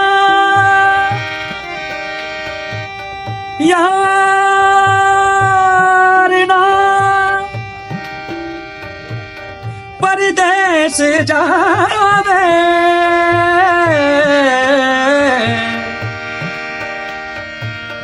विछोड़ा ना किसे दे पेश आवे, सुंजिया सुंजिया दिल दिया गलियां, सुंजिया मेरिया बाबा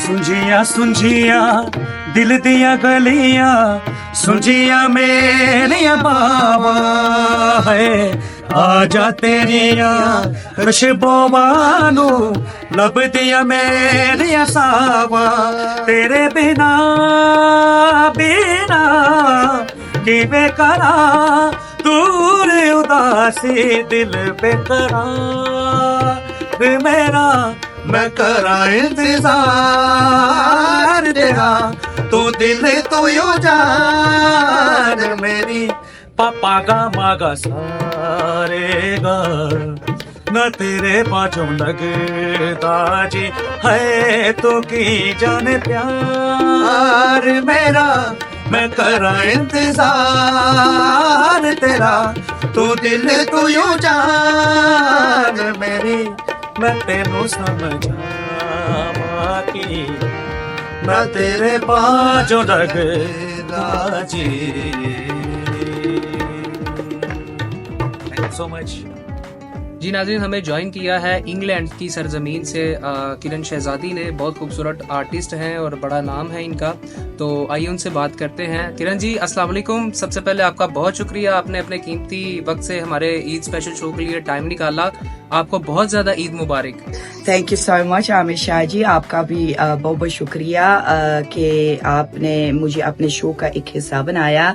आपके टीवी चैनल DM TV का भी बहुत बहुत शुक्रिया अदा करना चाहूंगी, और जितने भी हमारे देखने वाले हैं उन सबको मैं कहना चाहूंगी कि ईद मुबारक किरण शहजादी की तरफ से। अच्छा, मुझे ये बताइएगा कि आपने अपना नाम किरण यूके वाली ही क्यों रखा? इस नाम के पीछे जो लॉजिक है वो ये है कि लोग मुझसे हमेशा पूछते रहते थे कि किरण आप कहाँ से हैं, किरण कहाँ से है। तो मैंने सोचा कि चलो क्यों ना अपने नाम को ही यूज करके उसमें डाल दूं कि किरण यूके वाली। तो लोग कम पूछे मुझसे, मगर फिर भी ये सवाल आता रहता है कि किरण आप कहाँ से है, तो लोगों का कोई हाल नहीं है। अच्छा, मुझे ये बताइएगा कि इंग्लैंड का मौसम कैसा है? इस वक्त बहुत ही मजे का मौसम है। सूरज निकला हुआ है, सर्दी हो रही है, बट जो गर्मियों के दिन आने वाले होते हैं उनका थोड़ा बहुत शुरू हो गया है अभी इस वक्त। अच्छा किरण जी, ये बताइएगा कि आपके आने वाले प्रोजेक्ट्स कौन से हैं? किसी फिल्म में भी आपको काम करने का कोई ऑफर हुई है, कोई काम कर रही हैं आप? जी अभी फिलहाल मैं ये प्रोजेक्ट पहले खत्म कर रही हूँ और उसके बाद इंशाल्लाह मेरे काफी ऐसे प्रोजेक्ट्स आने वाले हैं जिनके साथ मैं काम करना चाह रही हूँ। और इंशाल्लाह अगर अल्लाह ने चाहा तो आप मुझे बहुत जल्दी बड़े बड़े प्रोजेक्ट्स में देखेंगे। अच्छा किरण जी, मुझे ये बताइएगा कि जैसा कि हमने देखा है कि सोशल मीडिया पर आपका एक पोस्टर वायरल हो रहा है कि जिस शो को आप प्रोड्यूस कर रही हैं उसकी कास्ट में कौन कौन है। स्कॉटलैंड में आप वो प्रोग्राम प्रोड्यूस कर रही हैं, उसके प्रोग्राम के बारे में थोड़ा सा हमारे व्यूवर्स को बताइएगा। वेल जी बिल्कुल, अभी मैं शो कर रही हूँ ग्लासगो में और उसमें बहुत अच्छे फनकार आ रहे हैं। अकरम अदास आ रहे हैं, इफ्तिखार ठाकुर आ रहे हैं, हनी शहजादी आ रही है और भी काफी फनकार है जो आ रहे हैं। इसका मकसद क्या होता है ये शो करवाने के लिए कि हमारे लोग जो आउट ऑफ कंट्री रहते हैं कि वो किसी न किसी किस्म से हमारे कल्चर से जुड़े रहे। और आगे भी मैं यही एक कोशिश करना चाह रही हूँ कि जो हमारी आने वाली पीढ़ियां हैं वो भी इस चीज के अंदर रहे, उनको भी पता लगे कि हमारा कल्चर क्या है, हमारी बोली क्या है। तो ये छोटी सी एक कोशिश है अपनी फील्ड के अंदर इसको आगे लेके जाने के लिए। अच्छा किरण जी, मुझे ये भी बताइएगा कि हमने देखा है कि आप आर्टिस्ट की प्रमोशन के लिए बड़ा काम कर रही हैं, तो इन द फ्यूचर आपका एज अ प्रमोटर क्या आपके प्लानिंग्स हैं? एज प्रमोटर मेरी यही प्लानिंग है कि जैसे कि मैंने आपको पहले भी बोला है कि ये कल्चर को हम यहाँ पर भी कायम रखना चाहते हैं और उसके लिए हमें पाकिस्तान से एक्टर्स की जरूरत पड़ेगी और यहाँ के एक्टर्स के साथ मिलकर हम एक शोज जो है ऑर्गेनाइज करेंगे और इंशाल्लाह कि हमारे बच्चे जो हैं उनको भी समझ आए, हमारी हिस्ट्री समझ आए। हम काफी चीजें अपनी हिस्ट्री में भी कर सकते हैं, जैसे कि आपने सुना होगा हीर रांझा, लैला मजनू, ऐसे काफी प्रोजेक्ट्स हैं जो हम कर सकते हैं। और ये हमारी कोशिश है कि हम ये बहुत जल्द यहाँ पर आगे लेकर जाए इस चीज को। और आखिर में आप हमारे नाजरीन को या हमारे चैनल के कोई खास पैगाम देना चाहें? मैं लोगों को ये जरूर कहना चाहूंगी कि हमारा फील्ड इतना गंदा नहीं है जितना लोगों ने बनाया हुआ है। तो हम यही कोशिश करें कि हम एक साफ सुथरे तरीके से, एक प्रॉपर तरीके से, जैसे कि पुराने जमाने में उमर शरीफ को ले ले ड्रामे होते थे, थिएटर जिसको कहते हैं, कि हम उस चीज को आगे लेकर आए।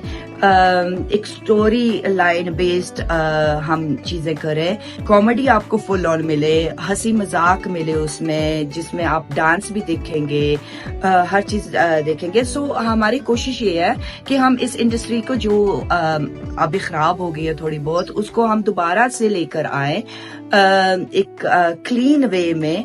और लोगों को भी यही दरख्वास्त है कि प्लीज गाइस आए, बढ़ चढ़ के हिस्सा लें, कस अकेले मैं नहीं कर पाऊंगी ये सब कुछ, मुझे आप लोगों की सबकी जरूरत होएगी इस चीज के लिए। आपके चैनल के लिए मैं ये कहना चाहूंगी कि बहुत बहुत शुक्रिया कि आप लोगों ने ये चैनल को एक नाम दिया और अपने लोगों को जो अब्रॉड भी होते हैं उनको अपने साथ जोड़ के रखा, उनको एंटरटेनमेंट भी देते हैं।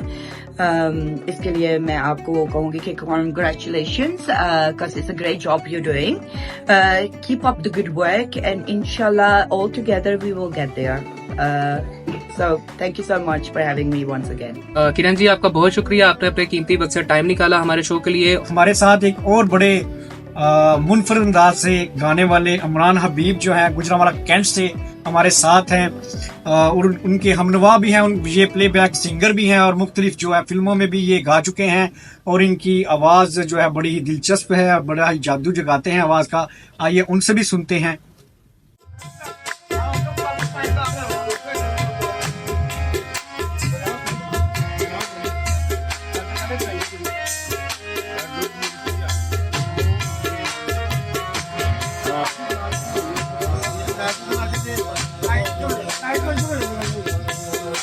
या तो हर कोई तेरा तस्करा करे, या तो हर कोई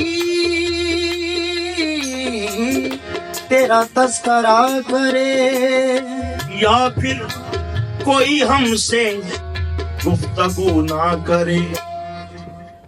कभी उनका नाम लेना, कभी उनका नाम लेना, कभी उनका नाम लेना, कभी उनका नाम लेना, कभी उनकी बात करना, कभी उनका नाम लेना, कभी उनकी बात करना, कभी उनका नाम लेना, कभी उनकी बात करना, कभी उनका नाम लेना, कभी उनका नाम लेना, कभी उनकी बात करना, कभी उनका नाम लेना, कभी उनकी बात करना, मेरा ज़ौक़ उनकी चाहत, मेरा ज़ौक़ उनकी चाहत, मेरा शौक उन पे मरना,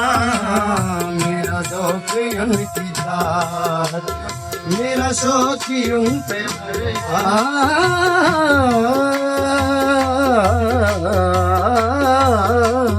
मेरा ज़ौक़ उनकी चाहत, मेरा शौक़ उन पे मरना, तेरे मंचलों का जग में, तेरे मंजलों का जग में ये अजब चलन रहा है, तेरे मंजलों का जग में ये अजब चलन रहा है, न किसी की बात सुनना, न किसी की बात सुनना, न किसी की बात करना, न किसी की बात सुनना, न किसी की बात करना, वो तेरी गली के तेवर, वो तेरी गली के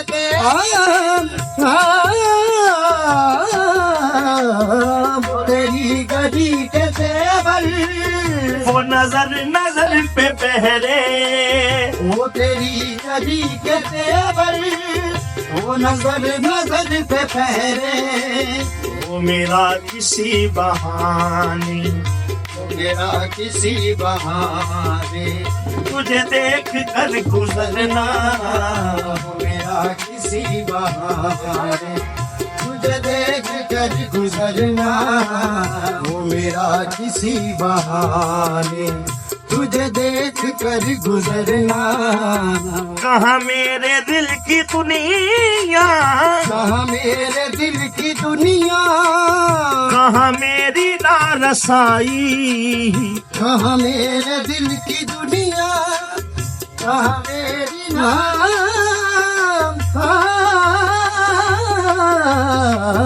कहाँ मेरे दिल की दुनिया, कहाँ मेरी नारसाई, कहाँ तेरे गेसुओं का, कहाँ तेरे गेसुओं का, तेरे दोष पर बिखरना, कहाँ तेरे गेसुओं का, तेरे दोष पर बिखरना, वो किसी की झील आंखें, वो किसी की झील आंखें, वो मेरी जुनू मिजाजी, वो किसी की झील आंखें, वो मेरी जुनू मिजाजी, कभी डूबना उभर कर, कभी डूबना उभर कर, कभी डूब कर उभरना, कभी डूबना उभर कर, कभी डूब कर उभरना, चले लाख चाल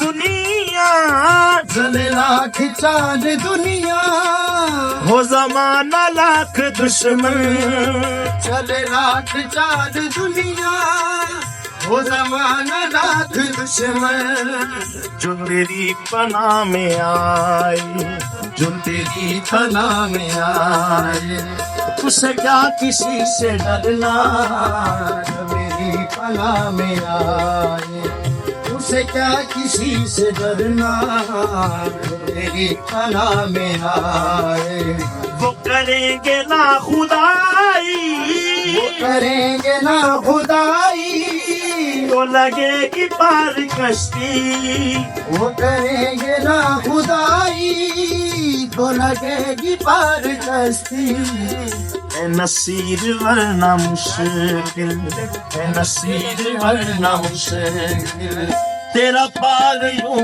उतरना, नसीर वरना मुश्किल, तेरा पार यूं उतरना, कभी उनका नाम लेना, कभी उनका नाम लेना, कभी उनकी बात करना, कभी उनका नाम लेना।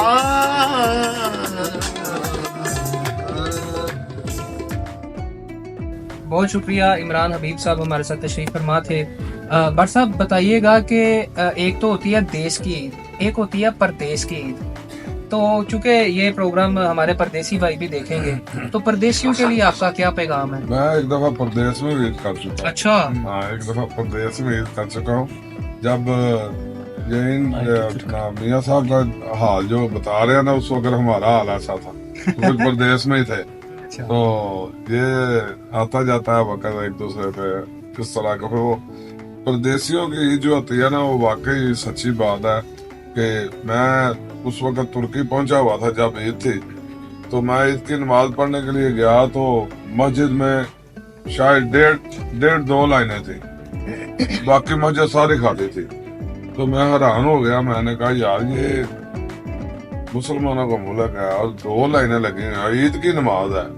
जितना जोशो खरोश, जितनी मोहब्बत, जितना जो ईद का एंजॉयमेंट या एहतराम, या जिस तरह नारा साहब ने फरमाया कब्रों पे जाते हैं ईद वाले दिन, सारा जिस तरह का पूरा इस्लामी एक कल्चर का जो इजहार है पाकिस्तान में है ना, पता नहीं, मुझे नहीं पता दूसरे इस्लामी मुल्कों में शायद हो कि नहीं, मगर मेरा ख्याल है पाकिस्तान में बहुत ज्यादा है, सबसे ज्यादा है।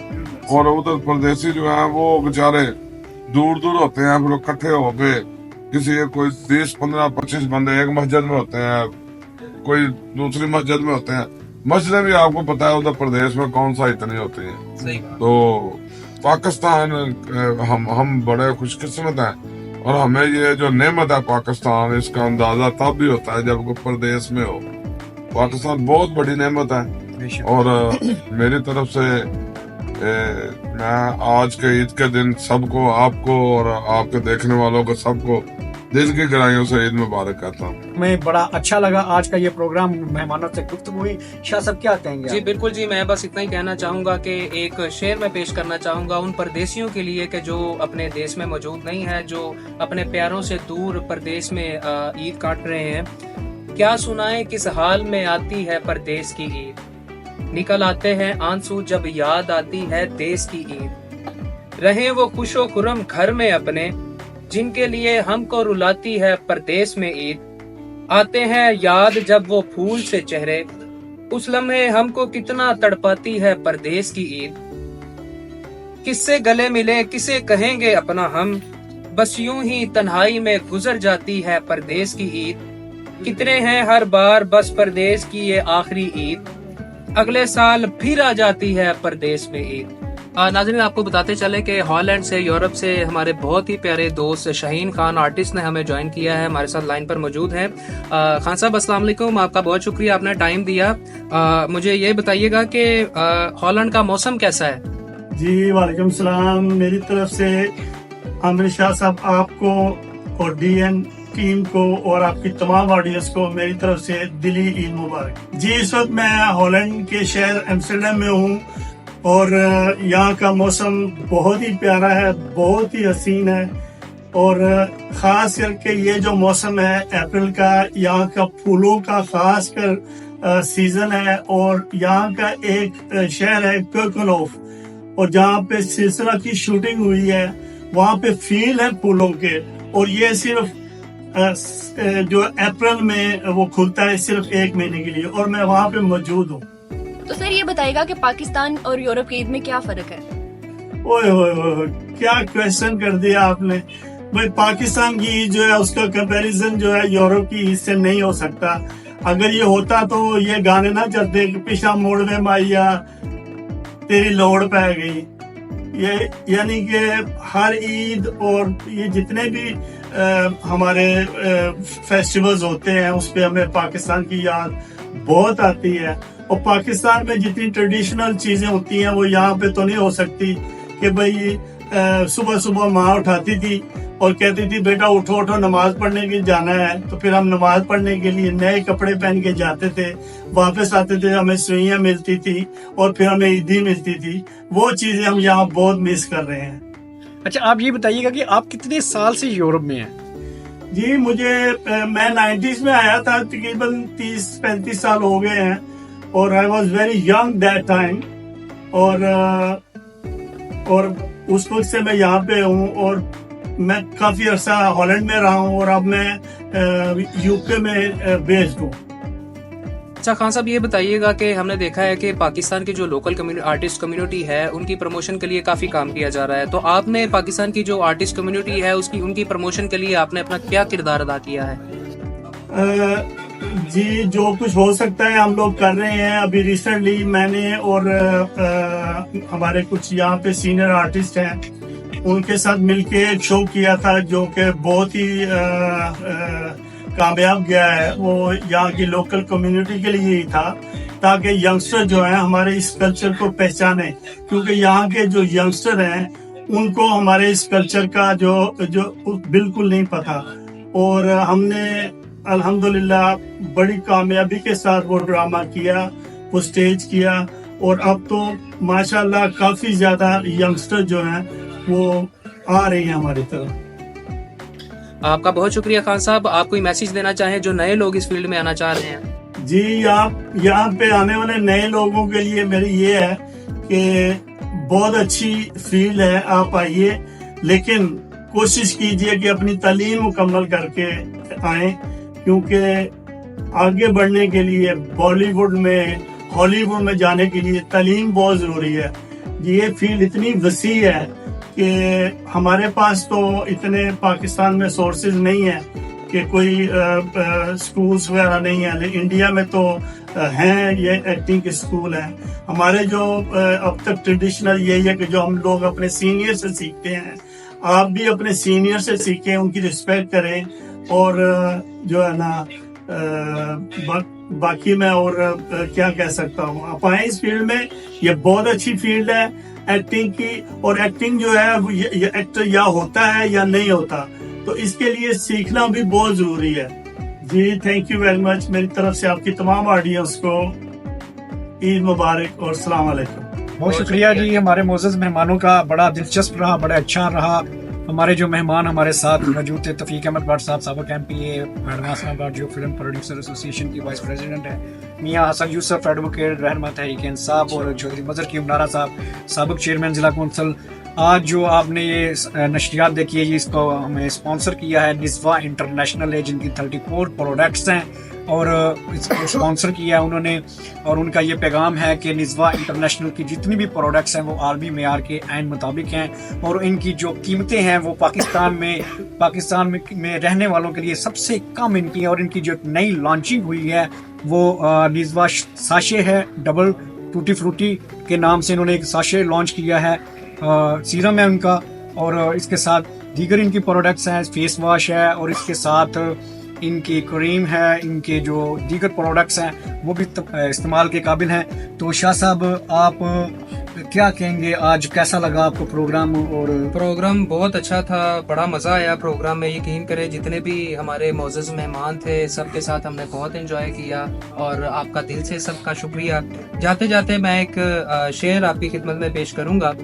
साल में एक बार आती है ईद, खुशियाँ हजार लाती है ईद, मोमिन के लिए तोहफा है ईद, बच्चों के लिए ईदी है ईद, अल्लाह की अता और इनाम है ईद, हर एक को मुबारक हो ये प्यारी सी ईद। इसी के साथ मुझे सैयद आमिर जाकिर को, मियाँ फरूक आरिफ को और महक सिद्दीक को दीजिए इजाजत। अपना बहुत सा ख्याल रखिएगा, अपने अपनों का बहुत सा ख्याल रखिएगा इंशाल्लाह। और स्पेशली एक चीज और नोट करता जाऊंगा, इसमें फलस्तीनी बहन भाइयों का भी ख्याल रखिएगा, कश्मीरी बहन भाइयों का भी ख्याल रखिएगा, जो जुल्म सितम के पहाड़ उन पर तोड़े जा रहे हैं, और आलमे कुफर इस वक्त जो है उनके खिलाफ जो है जंगी हालत में है वो, तो उनको भी अपनी ईद की खुशियों में शामिल रखिएगा। हम सबको इजाजत दीजिएगा। अल्लाह हाफिज।